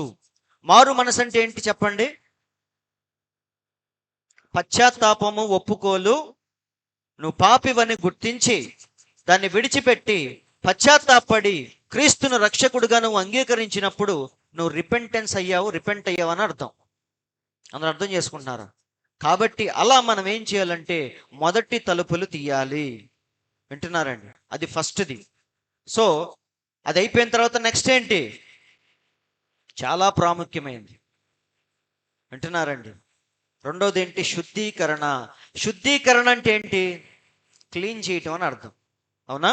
కూర్చొని క్లీన్ చేయటం అని అర్థం. ఆడవాళ్ళు ఏం చేస్తారు? బ్రష్ తీసుకొని బట్టల దగ్గర కూర్చొని రుద్దుతూ ఉంటారు. అవునా కాదా? దాన్ని శుద్ధి చేయటం అంటారు. అయితే ఇక్కడ చెప్పబడిన శుద్ధీకరణ ఏంటంటే కేవలం మనలో ఉన్న పాపాన్ని తీసేసుకోవటం కాదండి. అందరూ ఆలోకిస్తున్నారా? ఈరోజు పాపాన్ని విడిచిపెట్టి రేపొద్దున మళ్ళీ పాపం చేస్తాం. పాత నిబంధనలో జరిగింది అదే. ఇవాళ పాపం చేస్తాడు, పొట్టేలును తీసుకొని వెళ్తాడు, అక్కడ యాజకుడు వధిస్తాడు, నీకు పాప క్షమాపణ దొరికిద్ది, ఇంటికి వెళ్ళిపోతాడు, మళ్ళీ రేపొద్దున కొత్త పొట్టేలు తీసుకొని వస్తాడు. ఇది రోజు జరిగే ప్రాసెస్సే. వాడు పాప క్షమాపణ పొందుతున్నాడు, మళ్ళీ పాపం చేస్తున్నాడు. అంటే పాపము చేయించే కోరిక, వాంఛ ఇంకా వాడిలో అలాగే ఉంది. అందుకే ధర్మశాస్త్రము దేనిని చెయ్యజాలకపోయెనో దేవుడు దాన్ని చేసెను అని బైబిల్లో రాయబడింది. ధర్మశాస్త్రం నిన్ను పరిపూర్ణుడిగా చేయలేకపోయింది. అందుకే కాబట్టి శుద్ధీకరణ అంటే ఏంటి? పాపాన్ని తుడిచేసుకోవటం కాదు, కానీ పాపాన్ని కలిగించే ఆ వాంఛను తుడిచేసుకోవటం. ఇది చాలా ప్రాముఖ్యమైనది. అంత తొందరగా పోదది. పాపం పోయిద్దండి, కానీ పాపపు వాంఛ మాత్రం పోదు. ఆ వాంఛ పోనప్పుడు ఎలా ఉంటావు? లోతుమ్మ బయటకు వచ్చింది, లోతు భార్య బయటకు వచ్చింది, కానీ మధ్యలో ఏం చేస్తుంది అంటే ఆ వాంఛ అలాగే ఉంది. వింటున్నారండి? కాబట్టి శుద్ధీకరణ అంటే అర్థం ఏంటి? దేవుడు కేవలం మన పాపాన్ని కాదు, కానీ పాపాన్ని పుట్టించే ఆ వాంఛను, కోరికను కూడా దేవుడు శుద్ధి చేస్తాడు. ఎలా శుద్ధి అయింది? వాంఛ కూడా శుద్ధి జరగాలంటే ఎలా? అది రెండవదిగా శుద్ధీకరణ వచ్చును. మన మనస్సును పరిశుద్ధత మీదకు మళ్లించును, సరిగా ఆలోచించున్నట్లు చేయును. పరిశుద్ధత అను గ్రీకు పదమునకు పవిత్రము చేయబడి పని కొరకు ప్రత్యేకించబడుట అని అర్థం. శుద్ధీకరించడం అంటే అర్థం ఏంటి? నేను మీకు ఎప్పుడు చెప్తా ఉంటాను. హోటల్కి వెళ్ళినప్పుడు వాడు ఏం చేస్తాడు? ఆల్రెడీ క్లీన్ చేసిన ప్లేటే తీసుకొచ్చి పెడతాడు. ఆల్రెడీ కడిగిందే. కడిగిన దాన్ని మళ్ళీ ఏం చేస్తాడు వాడు? టిష్యూ పేపర్ తీసుకొని మన ముందు మళ్ళీ క్లీన్ చేసి పెడతాడు. అంటున్నారు. ఎందుకని? ఏమన్నా చిన్న చిన్న మచ్చలు, ధూళి, దుమ్ము ఏమన్నా ఉంటే దాన్ని కూడా శుభ్రం చేసి అప్పుడు అందులో శ్రేష్టమైన ఆహారాన్ని మనకి వడ్డిస్తాడు. అందరూ ఆలోకిస్తున్నారు? కాబట్టి శుద్ధీకరణ అంటే సరైన అర్థం ఏంటంటే పాపాన్ని కాదు, ఆ వాంఛను కూడా మనం ఏం చేయాలి? తుడి చేసుకోవాలి. సో వాంఛను కూడా తుడి చేసుకోవాలంటే దేంతో శుద్ధి చేయాలి? అప్పుడంటే పొట్టేళ్ళను తీసుకెళ్లారు పాత నిబంధనలో, మరి ఇప్పుడు ఏం తీసుకెళ్ళాలి?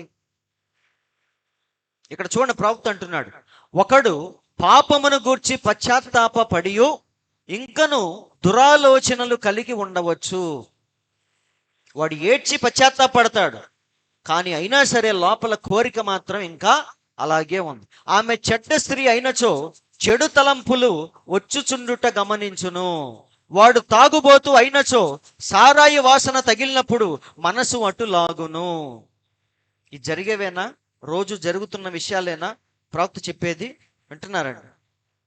వాడు వదిలేసిన మాట నిజమే, కానీ లోపల మనసు ఏం చేస్తుంది?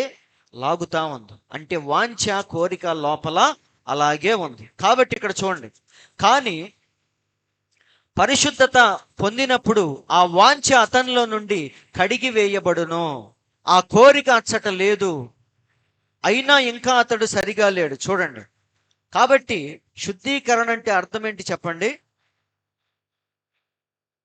పాపమే కాదు, వాంఛను కూడా తుడిచేసేదే నిజమైన శుద్ధీకరణ. ఎలా జరిగిద్ది అదంటే కేవలం దేంతో జరిగిద్దంటే యేసు క్రీస్తు యొక్క రక్తముతోనే ఆ వాంఛలన్నీ తుడిచేసుకోవచ్చు. మేకల రక్తం, కోళ్ళ రక్తం ఏం చేసిందంటే కేవలం పాపాలని మాత్రమే తుడిచింది. వింటున్నారా? ఇక్కడ చూడండి, పౌలు అంటున్నాడు, ఏల అనగా మేకల యొక్కయు ఎడ్ల యొక్కయు రక్తమును మైలు పడిన వారి మీద ఆవు దూడ బూడిద చల్లుటయు శరీర శుద్ధి కలుగునట్లు వారిని పరిశుద్ధపరిచిన ఎడల, అంటే జంతువుల రక్తమే వారిని శుద్ధి చేస్తే, మరి నిత్యుడగు ఆత్మ ద్వారా తన్ను తాను దేవునికి నిర్దోషిగా అర్పించుకున్న క్రీస్తు యొక్క రక్తము నిర్జీవ క్రియలను విడిచి జీవము గల దేవుని సేవించుటకు మీ మనస్సాక్షిని ఎంతో ఎక్కువగా శుద్ధి చేయును. వింటున్నారు లేదా? కాబట్టి పర్ఫెక్ట్గా మనల్ని క్లీన్ చేసేది ఏంటిదంటే యేసు క్రీస్తు యొక్క రక్తమే. ఏ డిటర్జెంట్ కూడా స్పిరిట్ వేసుకుంటాం మనం చేతుల మీద, అవునా కాదా? ఇప్పుడు చాలా ఉన్నాయి. ఫైనల్గా స్పిరిట్ వేసుకుంటే ఎలాంటిదైనా సరే పోయిద్ది. నేను ఎక్కువగా స్పిరిట్తోనే క్లీన్ చేసుకుంటాను, దాని మీదే నమ్మకం. ఇప్పుడు వీటన్నిటిని మించిన డిటర్జెంట్ ఏంటిదంటే యేసు క్రీస్తు యొక్క రక్తమే. ఎందుకంటే అది ఎక్కడి నుంచి క్లీన్ చేస్తుందంటే నీ హృదయాంతరంగంలో ఉన్న తలంపుల్ని, దురాలోచనల్ని, వాంఛలని, వాటిని కూడా శుద్ధి చేసేదే దేవుని యొక్క రక్తం. ఇప్పుడు ఆ రక్తం ఎక్కడ దొరికిద్ది?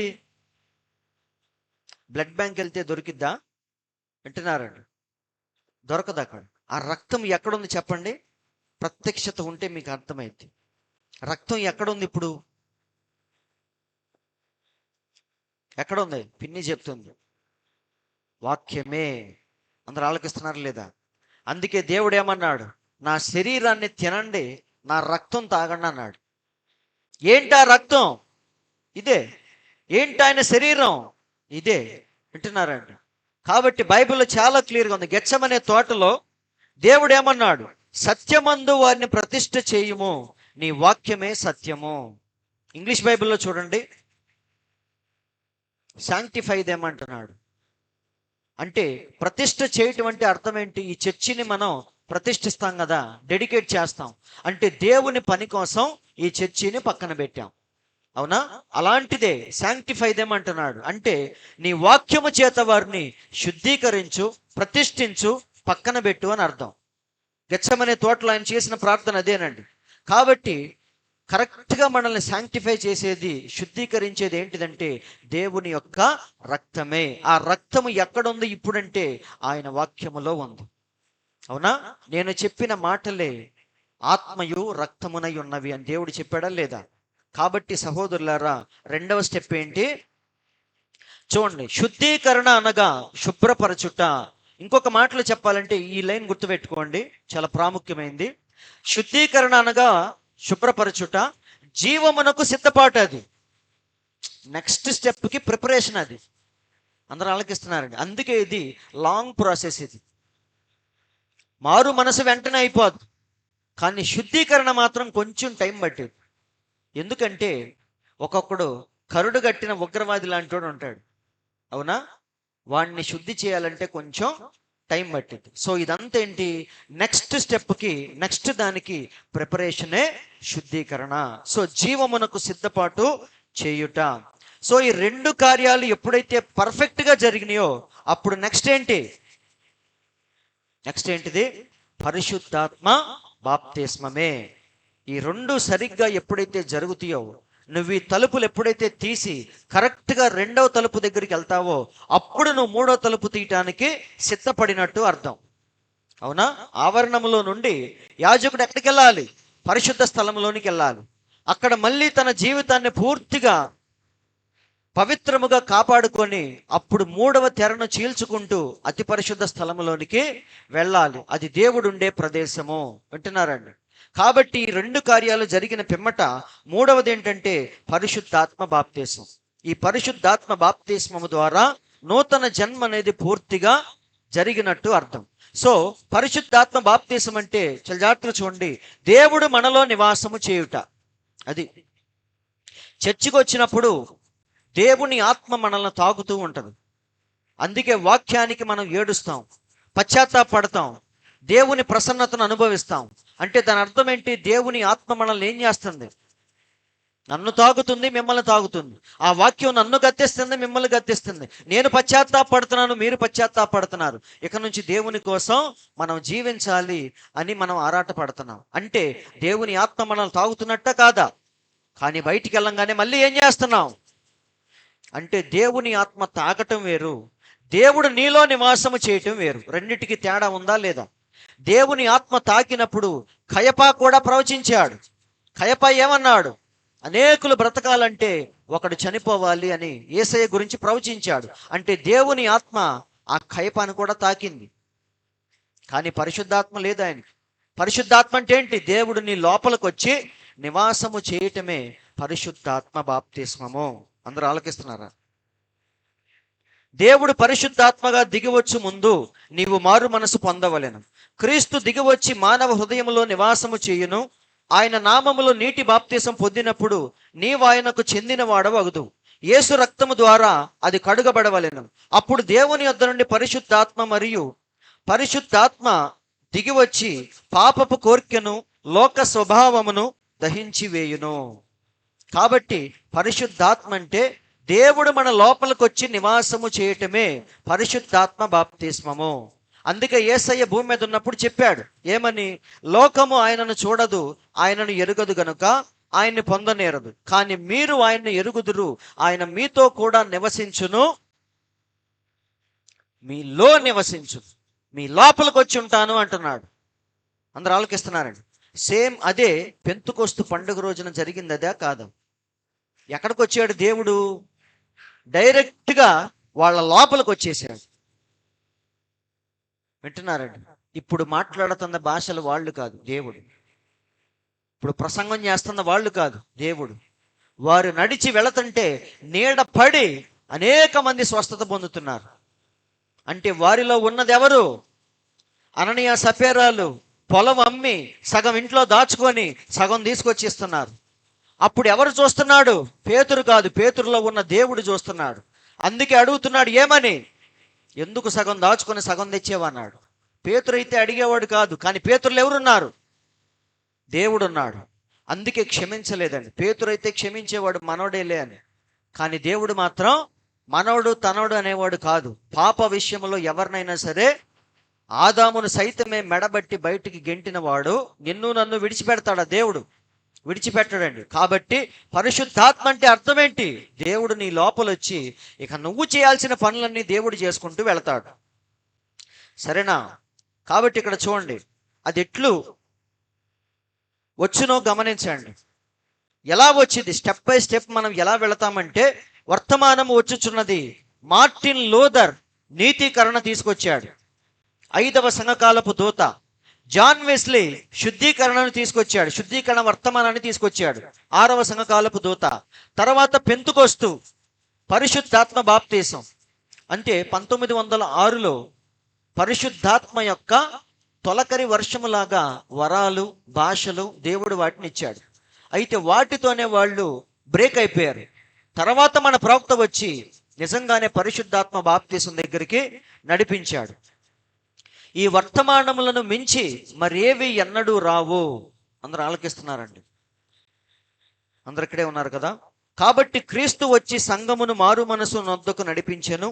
పాపక్షమాపణ నిమిత్తము యేసుక్రీస్తు నామములో బాప్తీసం పొందవలనని చెప్పెను. దేవుని అగ్ని దిగి వచ్చి సంఘమును పవిత్రపరిచి మానవ హృదయములో ఉన్న చెత్త మరియు మురికిని దహించి వేసి అందులో నివాసం ఉండెను. ఇది ఈ ప్రాసెస్ ద్వారా జరిగింది. ఎప్పుడైతే ఈ 3 కార్యాలు జరిగిపోయినాయో నీకు తెలియకుండా నీ స్వభావం కూడా మారిపోయింది. వింటున్నారండి? అలవాట్లు మారిపోవచ్చు, కానీ తల్లి గర్భము ద్వారా వచ్చిన స్వభావం మాత్రం చాలా మందికి మారదు. నేను చెప్పింది అర్థమవుతుందా? ఇప్పుడు సపోజ్ నువ్వు వేరే ప్రదేశానికి వెళ్ళావనుకో, అక్కడ అలవాట్లు నీకు అలవాటు అవుతాయి, పాత అలవాట్లు మర్చిపోతావు, కానీ స్వభావం మాత్రం నువ్వు ఎక్కడికి వెళ్ళినా అదే ఉంటుంది. నువ్వు సపోజ్ కోపిష్టం అనుకో, నువ్వు అమెరికా వెళ్ళినా అలాగే ఉంటావు, ఆస్ట్రేలియా వెళ్ళినా అలాగే ఉంటావు. నీ అలవాట్లు, వస్త్రధారణ మారిపోవచ్చేమో, కానీ నీ స్వభావం మాత్రం మారదు. కానీ పరిశుద్ధాత్మ వచ్చిన వాడికి అది కూడా మారిపోయింది, స్వభావం కూడా మారిపోయింది. వింటున్నారండి? ఇక అప్పుడు టోటల్గా ఆ మనిషి నూతన సృష్టిలాగా మారతాడు. అందుకే బైబిల్లో ఏమనుంది? ఎవడైనను క్రీస్తు యేసునందున్న ఎడల వాడు నూతన సృష్టి, పాతవి గతించెను, ఇదిగో కొత్తవాయెను. సో మన ఆలోచన విధానం మారిపోయింది, మన యొక్క అలవాట్లు మారిపోయినాయి, మన మాట విధానం మారిపోయింది. టోటల్గా యాకోబు పూర్తిగా మారిపోయాడు. రాత్రంతా పెనుగులాడిన తర్వాత పొద్దున్నే కొత్త మనిషిలాగా బయటకు వచ్చాడు. అందరూ ఆలకిస్తున్నారండి. ఇలా ఓవరాల్గా దేవుడు మనల్ని క్రమక్రమంగా మార్చుకుంటూ ఫైనల్గా ఎక్కడికి తీసుకొచ్చాడంటే వాక్యము దగ్గరికి తీసుకొచ్చాడు. ఇక పూర్తిగా మనం ఎలా మారిపోయాం?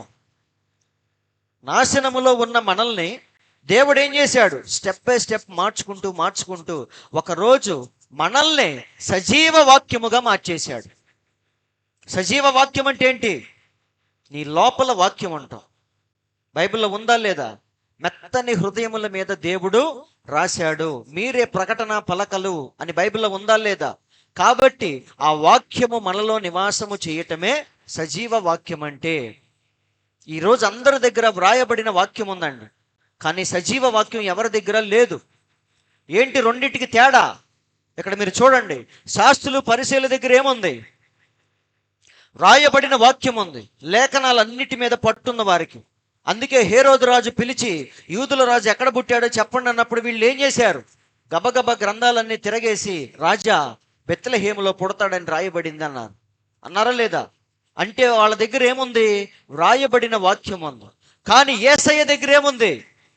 ఆయనే వాక్యం. ఆది యందు వాక్యం ఉండెను, వాక్యము దేవుని యొద్ద ఉండెను, వాక్యమే దేవుడై ఉండెను. ఆ వాక్యమే శరీరాన్ని దాల్చి భూమి మీద రోడ్ల మీద తిరుగుతా ఉంది. అందుకే ఎవరు వెళ్ళి టచ్ చేసినా ఆయనలో నుంచి ఏం బయటకు వస్తుంది? వాక్యమే వస్తుంది. దుష్టుడు వెళ్ళి 3 సార్లు శోధించినప్పుడు వాక్యముతోనే సమాధానం చెప్పాడు. ఆఖరికి లాస్ట్లో పిలాతు కూడా, నాతో మాట్లాడవా, నేను తలుచుకుంటే నిన్ను రక్షించగలను అంటాడు. అప్పుడు ఈయన ఏమన్నాడు? పైనుంచి నీకు అధికారం ఉంటే తప్ప నీకెక్కడది అన్నాడు. యూదుల రాజువా అంటే ఏమన్నాడు? అవును నేను రాజునే అన్నాడు. నీ రాజ్యం ఏది అంటే ఏమన్నాడు? అది ఈ లోక సంబంధమైనది కాదు, పరలోకంలో ఉంది అంటాడు. అట్లా ఎవరు టచ్ చేసినా ఏం బయటకు వస్తుందంటే సజీవముగా ఉన్న వాక్యమే బయటకు వస్తా ఉంది. వింటున్నారండి? అది రెండింటికి తేడా. ఈరోజు పెద్ద పెద్ద పాస్టర్లు వాళ్ళందరి దగ్గర లేఖనాలు ఉన్నాయి, వాక్యం మీద పట్టు ఉంది, వ్రాయబడిన వాక్యం ఉంది. వింటున్నారండి? థియాలజీ జ్ఞానం ఉంది, కానీ వధువు దగ్గర ఏముందంటే సజీవ వాక్యం ఉంది. ఇప్పుడు మన దేవుడు ఎలాగైతే సజీవ వాక్యముగా ఉన్నాడో ఆయన వధువును కూడా దేవుడు ఎలా మారుస్తున్నాడు? అందుకే వాక్య వధువు అన్నాం. అందరూ ఆలకిస్తున్నారండి. వాక్య వధువు అంటే ఏంటి? వాక్యముతో అలంకరించబడిన వధువు. ఆమె అణువున ఏముంటది? యేసు క్రీస్తులో ఎలాగైతే ఎక్కడ టచ్ చేసిన వాక్యం వస్తుందో అలాగే ఆయన వస్త్రపు చెంగును ఒక ఆమె ఏం చేసింది చెప్పండి? ఆయన్ని పట్టుకోవాలా, వస్త్రపు చెంగును పట్టుకుంది. అంటే అక్కడ కూడా ఏముంది? వాక్యం ఉంది. అణువున వాక్యం ఉందండి. అందుకే వస్త్రపు చెంగును తాకగానే స్వస్థపడింది. శిష్యులైతే వస్త్రపు చెంగు కూడా కాదు, నీడ పడి అనేక మంది స్వస్థత పొందారు. అంటే నీడలో కూడా ఏముంది? సజీవ వాక్యం ఉంది. కాబట్టి మళ్ళీ దేవుడు అంత్యకాలములో ఉన్న వధువును అలాంటి స్థితికి తీసుకెళ్తున్నాడు. అందరూ ఆలకిస్తున్నారండి. పాత కాలములో 6 కాలాల్లో ఉన్న వధువు అలాంటి వాక్యముతో లేదండి. కానీ దేవుడు మనల్ని ప్రేమించి ఇప్పుడు పరిపూర్ణమైన స్థితిలోనికి తీసుకెళ్తున్నాడు. అంటే దేవునిలాగే సజీవ వాక్యముగా మనల్ని మారుస్తున్నాడు. ఎప్పుడైతే మనం అలా వాక్యముగా మారిపోతామో ఇక మనలో ఉన్న నీతి ఏ నీతి? వీడి నీతిమంతుడే, ఆయన నీతిమంతుడే. కానీ ఇది ఏ నీతి? శాస్త్రుల నీతి కంటే, పరిసయ్యుల నీతి కంటే మీ నీతి అధికముగా ఉండాలి అన్నాడు. అంటే వారిలో ఏ నీతి ఉంది, వీరిలో ఏ నీతి ఉంది? బైబిల్ చాలా క్లియర్గా చెప్తుందండి. వారిలో స్వనీతి ఉందంట. శాస్త్రుల్లో పరిసయ్యుల్లో ఏ నీతి ఉంది? స్వనీతి. వారు పెట్టుకున్న రూల్స్ని కరెక్ట్గా ఫాలో అవుతున్నారు, కానీ వాక్యాన్ని మాత్రం పక్కన పడేశారు. అంటే వాక్యపు నీతి వారిలో లేదు. ఏ నీతి ఉంది? స్వనీతి ఉంది. వారు పెట్టుకున్న ఆచారాలు సిద్ధాంతాలకే వారు విలువిస్తున్నారు తప్ప వాక్యానికి విలువివ్వట్లేదు. కానీ దేవుని పిల్లల్లో శిష్యుల్లో ఏ నీతి ఉంది? వాక్యపు నీతి ఉంది. అదే దేవుని నీతి. కాబట్టి దేవుడు రేపు దేవుడు ఏ నీతి చూస్తాడంటే దేవుని నీతి ఎవరిలో ఉందా అని వెతుకుతాడు. దేవుని నీతి అంటే అర్థం ఏంటి? వాక్యములో ఉన్న నీతి నీలో కనపడాలి. అంటే నువ్వే సజీవ వాక్యముగా మారిపోవాలి. అందరూ ఆలకిస్తున్నారు లేదా? సో ఫైనల్గా ఇక్కడ చూడండి, దేవుని నీతిని ఎరుగక తమ స్వనీతిని స్థాపింపబూనుకొనుచు దేవుని నీతికి లోబడలేదు. ఇది ఎవరి గురించి? నామకార్థ భక్తి చేసే వాళ్ళ గురించి పౌలు మాట్లాడుతున్నారు. వారి చేతిలో బైబిల్ ఉంది, కానీ దేవుని నీతి మాత్రం వారిలో లేదు. కాబట్టి ఇలా ఫైనల్గా దేవుడు మానవుణ్ణి పూర్తిగా విమోచించాడు. ఎంత పెద్ద పథకం అది, సింపుల్గా అయిపోయేది కాదండి. అందుకే ఎవరు దిగి వచ్చారు? స్వయంగా దేవుడే దిగి వచ్చాడు, ఎవరిని పంపించలేదు. ఎందుకంటే ఇది చిన్న ప్రాసెస్ కాదండి, చాలా పెద్ద ప్రాసెస్ ఇది. మనిషిని ఫైనల్గా పరిశుద్ధుడిగా మార్చి ఆ స్థానంలో నిలబెట్టడం అంటే అది మామూలు విషయం కాదు. సో ఫైనల్గా దేవుడు దాన్ని ఫుల్ఫిల్ చేశాడు. ఒకటి మిగిలిపోయింది. అందరు గమనిస్తున్నారండి, ఇది జరిగిపోయింది, మనం చూసాం. మరి ఇది సృష్టిని కూడా దేవుడు విమోచించాలి. ఎలా విమోచించాలి? 3 ప్రాసెస్ల ద్వారా దేవుడు మనల్ని ఎలాగైతే రక్షించాడో. నిజంగా చూడండి, 3 అనేది దేవునికి చాలా ఇష్టమైన సంఖ్య అండి. నిజంగా 3 అనేది దేవుడు 3లో పరిపూర్ణుడు. ఆయన నోవాహుని వాడ ఎన్ని అంతస్తులు కట్టమన్నాడు? 3 అంతస్తులు కట్టమన్నాడు. ప్రత్యక్షపు గుడారాన్ని ఎన్ని భాగాలుగా కట్టమన్నాడు దేవుడు? ఆవరణము, పరిశుద్ధ స్థలము, అతి పరిశుద్ధ స్థలం అని 3 భాగాలుగా కట్టమని చెప్పాడు. మన దేవుడు ఎందులో పరిపూర్ణుడంటే తండ్రిగా ఉన్నాడు, కుమారుడుగా ఉన్నాడు, పరిశుద్ధాత్ముడుగా ఉన్నాడు. ఇలా దేవుడు అన్ని కూడా 3లో జరిగించుకుంటూ వెళతాడు. అందరూ ఆలకిస్తున్నారండి. కాబట్టి ఈ సృష్టిని కూడా దేవుడు ఏం చేశాడంటే 3 పార్టులుగా ఈ సృష్టిని కూడా విమోచించాడు. మనందరికీ తెలుసు. ఫస్ట్ది ఏంటి చెప్పండి? ఇలా ఉన్న సృష్టి నాశనం అయిపోయింది. వింటున్నారండి? దీనికి కూడా దేవుడు ఏం చేశాడు? సేమ్ ప్రాసెస్, నీతీకరణ, శుద్ధీకరణ, పరిశుద్ధాత్మ బాప్తీసం. ఇలాగే దేవుడు సృష్టిని కూడా బాగు చేశాడు. నీతీకరణ అంటే ఏంటి మీకు తెలుసు, ఆలోచించి చెప్పండి కొంచెం. నీతీకరణ అంటే ఏంటి? నీటి బాప్తిస్మమే నీతీకరణ. ఈ సృష్టికి కూడా దేవుడు నీటి బాప్తిసం ఇచ్చాడు. ఎప్పుడు ఇచ్చాడు? నోవాకు జలప్రలయంలో ఒక్క తన్ను తంతే భూమి ఏమైంది? వంకర తిరిగిందా లేదా? 25 degrees ఏమైపోయింది? ఇలా ఉండాల్సిన భూమి ఇలా వంకర తిరిగి అలాగే తిరుగుతుంది. అంటే భూమికి దేవుడు ఏమిచ్చాడు? నీటి బాప్తీసం ఇచ్చాడు. అంటున్నారండి 2000 సంవత్సరాలకి. మరొక 2000 సంవత్సరాల గ్యాప్లో 2వ స్టెప్లోకి వెళ్ళింది. సో ఫస్ట్ది ఏంటి? జలప్రలయము ద్వారా నీటి బాప్తీసం ఇచ్చాడు. 2వది ఏంటి? శుద్ధీకరణ. శుద్ధీకరణ ఎప్పుడు జరిగింది చెప్పండి? తెలుసు మీకు? చెప్పండి. శుద్ధీకరణ అంటే దేంతో చేసేది? రక్తముతోనే కదా. చెప్పానా లేదా? రక్తముతో. దేవుడు రక్తముతో ఈ భూమిని శుద్ధి చేశాడు. ఎప్పుడది?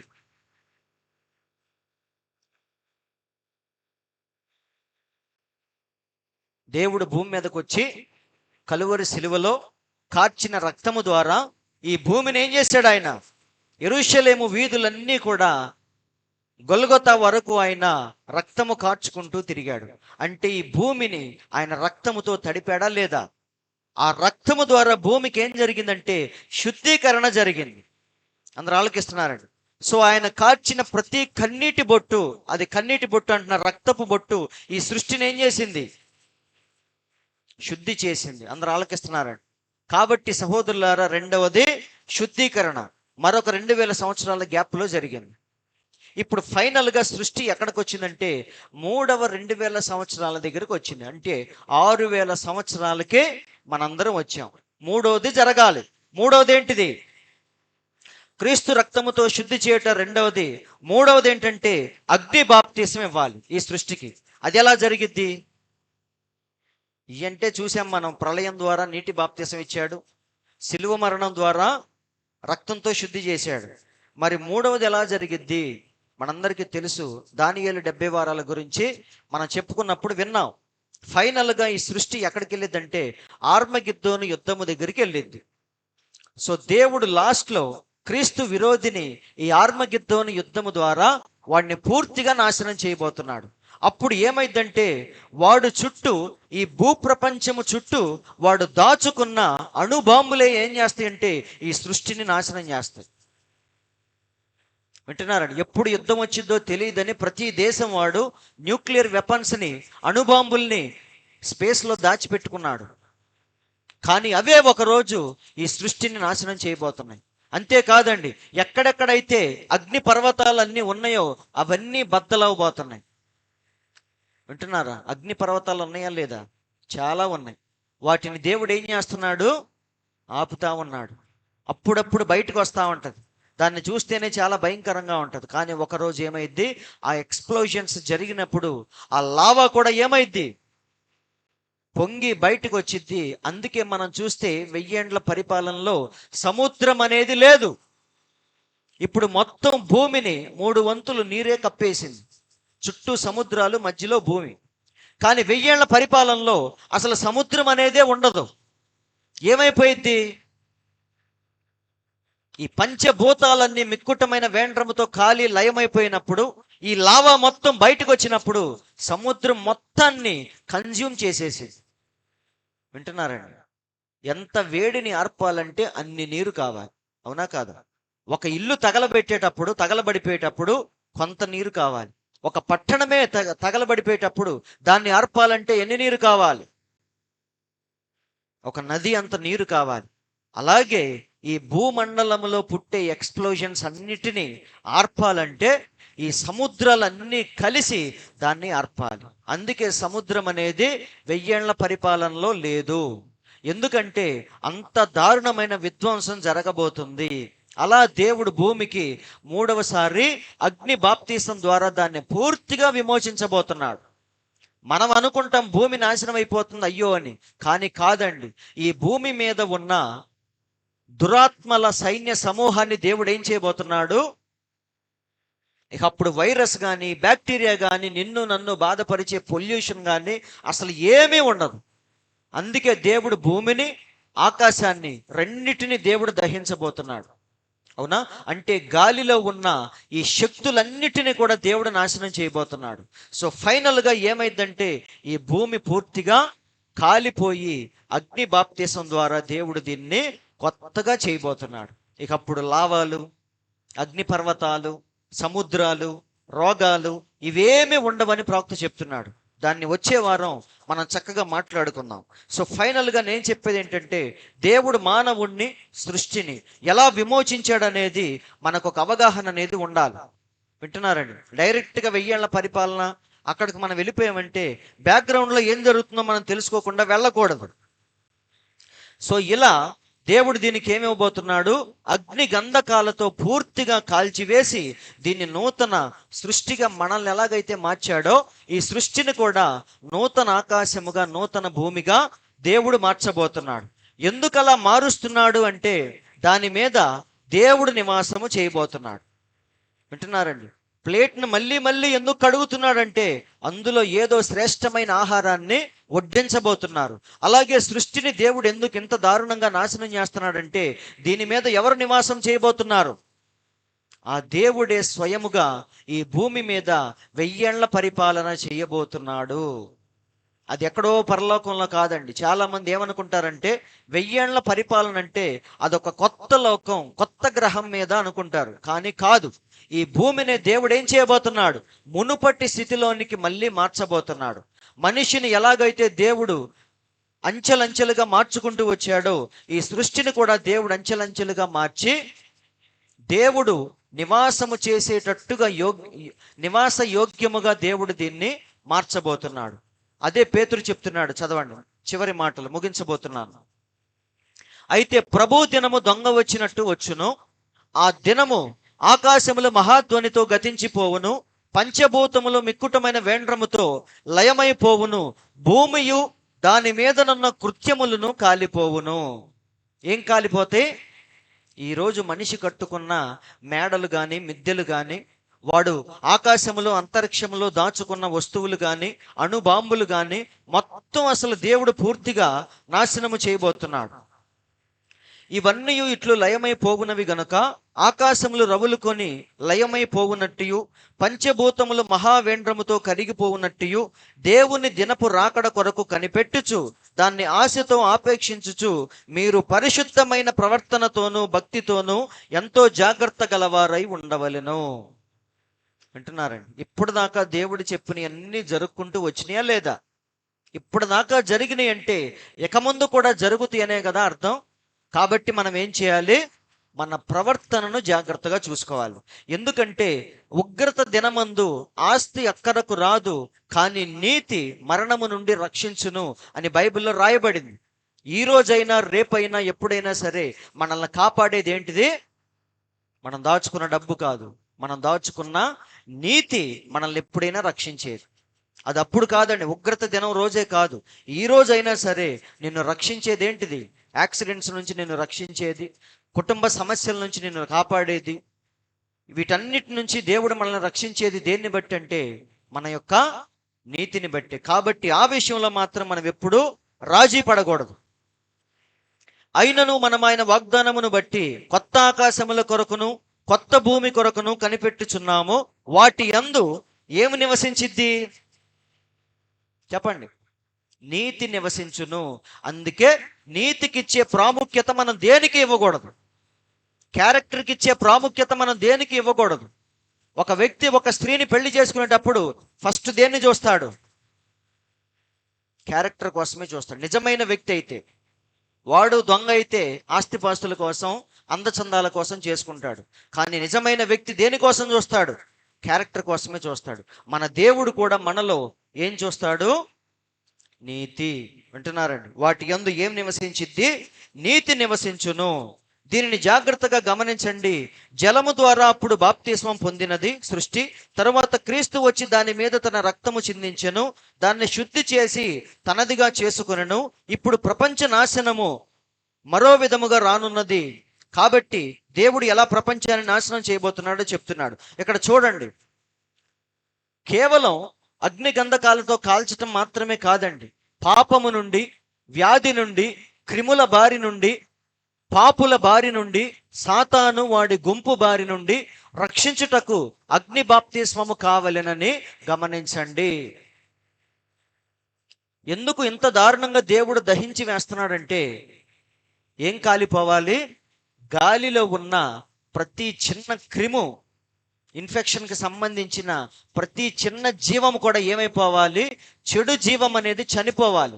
అందుకే దేవుడు సౌలుతో ఏమన్నాడు? అమాలేకుల మీదకి యుద్ధానికి వెళ్ళేటప్పుడు నువ్వు కనికరింపకుండా అందరినీ చంపేయమన్నాడు. పిల్లల్ని చంపేయాలి, పెద్దోళ్ళని చంపేయాలి. ఎందుకంటే ఆ దేశం మొత్తం శాపగ్రస్తమైనది. కాబట్టి కనికరించకుండా అందరినీ చంపేయన్నాడు. కానీ సౌలు మాత్రం కొంతమందిని చంపి కొంతమందిని వెనక్కి తీసుకొచ్చాడు. కానీ మన దేవుడు అలా కాదండి. దీన్ని పర్ఫెక్ట్గా దహించి కాల్చివేసి దీన్ని పవిత్రం చేయబోతున్నాడు. మీరు ఎప్పుడైనా గమనించండి, స్టెరిలైజేషన్ అంటారు. హాస్పిటల్లో పనిచేసే వారికి తెలిసింది. స్టెరిలైజేషన్ కరెక్ట్గా ఎప్పుడు జరిగిద్దో తెలుసా? దాన్ని కాల్చినప్పుడే. నువ్వు స్పిరిట్ వేసి క్లీన్ చేసినప్పుడు కూడా పోదు. కానీ నువ్వు మంటల్లో గనక దాన్ని కాల్చినప్పుడు దాని మీద ఉన్న ప్రతి క్రిమి, కీటకం ఏమైందంటే చచ్చిపోయింది. సో పర్ఫెక్ట్గా దాన్ని స్టెరిలైజ్ చేయాలంటే దాన్ని ఏం చేయాలి? ఇన్ని డిగ్రీస్లో దాన్ని కాల్చాలని ఉంటుంది. అన్ని డిగ్రీస్లో పెట్టి దాన్ని ఎప్పుడైతే కాలుస్తారో, ఆపరేషన్ చేసే కత్తుర్లు, కటార్లు ఉంటాయి కదా, వీడికి వాడిన కత్తుర్లే మళ్ళీ వాడికి వాడాలి. అప్పుడు ఏం చేస్తారు? వాటిని స్టెరిలైజేషన్ చేస్తారు. అంటే ఏం చేస్తారు? వాటిని ఊరికే స్పిరిట్ వేసి క్లీన్ చేయటం కాదు, వాటిని పూర్తిగా కాల్చివేసి ఆ వేడికి ఏమైందంటే ప్రతి క్రిమి ఏమైపోద్ది? చనిపోద్ది. సో కాబట్టి దేవుడు కూడా ఈ ప్రపంచాన్ని ఏం చేయబోతున్నాడు? స్టెరిలైజ్ చేయబోతున్నాడు. పూర్తిగా దహించి వేసి దాన్ని పూర్తిగా పవిత్రముగా మార్చబోతున్నాడు. ఇవన్నీ తర్వాత చదువుకోండి, మీకు అర్థమైంది చక్కగా. సమస్త క్రిములను, వ్యాధులను, రుగ్మతులను శుద్ధి చేయునది అగ్ని బాప్తిస్మము. ఆయన తన జనులను విడిపించినట్లే దాన్ని విడిపించును. సో ఫైనల్గా ఏంటిది? ఆయన విమోచన పథకము మారదు. ఎందుకనగా ఆయన మారని దేవుడు కాబట్టి ఆయన పథకము కూడా ఎల్లప్పుడూ ఒక్కటే రీతిగా ఉండును. వింటున్నారండి? సో దేవుని యొక్క విమోచన పథకాన్ని మనం చూసామా, చూడలేదా? చాలా క్లియర్గా ఉంది దేవుని యొక్క విధానాలు అవన్నీ కూడా. సో మళ్ళీ మనిషి ఏ స్థితికి రాబోతున్నాడు? పడిపోయిన మానవుడు మళ్ళీ మునుపటి స్థితికి రాబోతున్నాడు. మన దేవుడు మనతో 1000 ఏళ్ల రాజ్య పరిపాలన మళ్ళీ చేయబోతున్నాడు. దానికోసమే ఈ ప్రిపరేషన్ అంతా కూడా. ఇదంతా దేనికి చెప్పండి? రాజ్యం మీదకి రాజ్యం రావటం, యుద్ధాలు, కరువులు. మీరు గమనించారా? నీళ్ల ద్వారా అన్ని మునిగిపోతున్నాయి. ఒకప్పుడు లేవండి. విజయవాడ మునిగిపోయింది, తమిళనాడు మునిగిపోయింది, కేరళ మునిగిపోయింది. ఎక్కడ పడితే అక్కడ దేవుడి వరదలు రప్పిస్తా ఉన్నాడు. అవునా? అటు పక్క చూస్తే భయంకరమైన యుద్ధాలు జరుగుతూ ఉన్నాయి ఇశ్రాయేల్ దేశంలో. ఇవన్నీ దేన్ని చూపిస్తున్నాయి అంటే, ఒకరోజు ఈ భూమి మీద దేవుడు తన రాజ్యాన్ని స్థాపించబోతున్నాడు, మానవ రాజ్యాలన్నిటినీ దేవుడు కూల్చేయబోతున్నాడు అన్న విషయాన్ని దేవుడు మనకి చూపిస్తున్నాడు. సో ఈ 1000 ఏళ్ల రాజ్య పరిపాలన ఎక్కడ జరగబోతుంది, ఎలా జరగబోతుంది, దాని తర్వాత ఏం జరిగిద్ది, ఈ విషయాలన్నీ కూడా వచ్చే వారం మనం మాట్లాడుకుందాం. సరేనా? ఇదంతా ఒక ఉపోద్ఘాతము లాంటిది. దేవుడు మనిషిని, భూమిని, సృష్టిని ఎలా విమోచించాడు, ఎలా ప్రిపేర్ చేశాడు అని ఇందులో మనం తెలుసుకున్నాం. వచ్చే వారం దేవుడు ఎలా రాజ్యాన్ని స్థాపిస్తాడు, దాని తర్వాత ఏం జరిగిద్ది, మళ్ళీ నిత్యత్వంలోనికి మనం ఎలా వెళ్ళబోతున్నాం, ఈ విషయాలన్నీ కూడా వచ్చే వారం మాట్లాడుకుందాం. దేవుడి మాటలు దీవించును గాక. అందరూ ఒకసారి లేచి నిలబడదాం. మరి మనకి ప్రభురాత్రి భోజన కార్యక్రమం కూడా ఉంది కాబట్టి చిన్న ప్రార్థన చేసి నేను ముగిస్తాను. తర్వాత అందరూ మరి వరుసనే రొట్టె తీసుకోవటానికి రండి. త్వరగా ముగించుకుందాం. చిన్న ప్రార్థన. అలాగే మరి ప్రార్థన చేసేటప్పుడు ఈ యొక్క మరి ప్రార్థన సహాయం కోరిన వారి పేర్లు కూడా నేను ఇక్కడ పెట్టాను. వారి కోసం మనం ప్రార్థన చేద్దాం. ఎందుకంటే వారు అనేక సార్లు మరి ఫోన్ చేసి మమ్మల్ని జ్ఞాపకం చేసుకోండి అని చెప్పారు. కానీ నాకు వేరే విషయాల మీద ఆలోచిస్తూ వీరి గురించి ఎప్పుడూ మర్చిపోతా ఉన్నా. కాబట్టి మర్చిపోకుండా ఉండాలనే దానికోసం సపరేట్గా ఒక స్లైడ్ పెట్టుకున్నా. ఎందుకు వచ్చిందిలే అని. చక్కగా అందులో ఉన్న పేర్లు, వారి అడ్రస్సు, వారికి ఉన్న సమస్యలు మీరు కూడా చూసి వారిని మీ ప్రార్థనలో జ్ఞాపకం చేసుకోండి. దయచేసి మరి చిన్న ప్రార్థన చేసుకుందాం.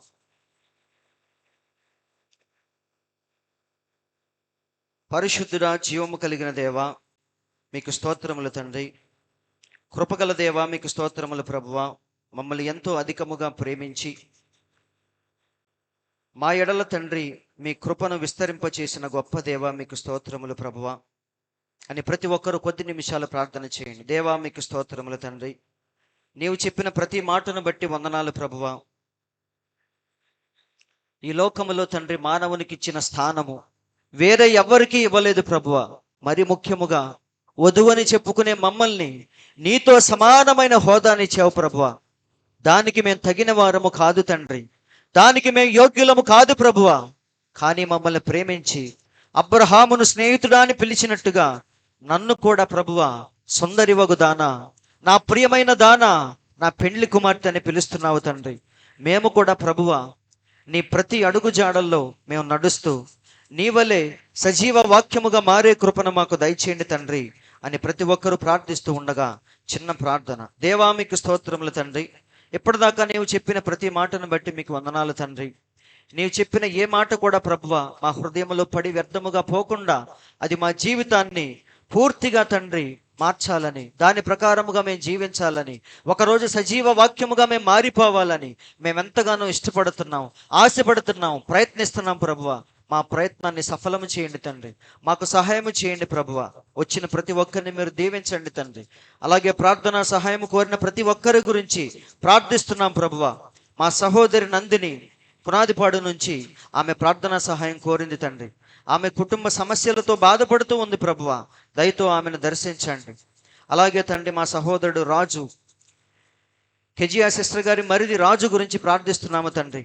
ఆయన కూడా తన భార్య, తన కుటుంబం గన్నవరం నుంచి మరి ప్రార్థనా సహాయాన్ని కోరి ఉండగా ఆ వ్యక్తిని మీరు దర్శించండి ప్రభువా.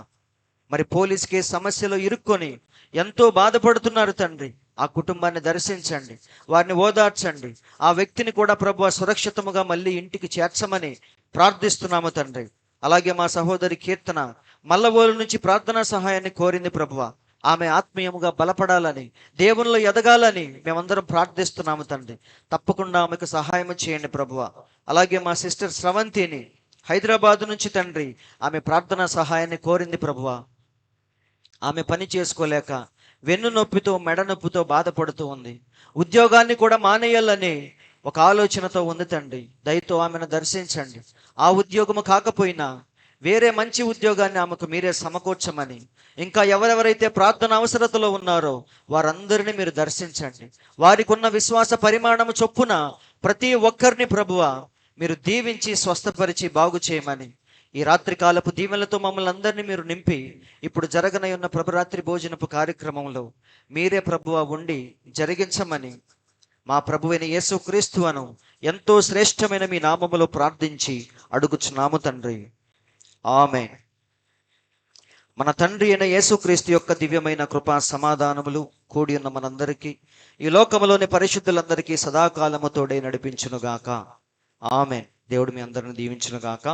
మరి ప్రార్థనా సహాయం కోరిన వారు ఇంకా ఎవరైనా ఉంటే ఆ కింద నంబర్కి మీరు దయచేసి మీ రిక్వెస్ట్ని పెట్టండి. మేము తప్పకుండా వారిని జ్ఞాపకం చేసుకొని మరి సంఘంలో ప్రార్థన చేపిస్తాం. దేవుడు మీ అందరిని దీవించునుగాక.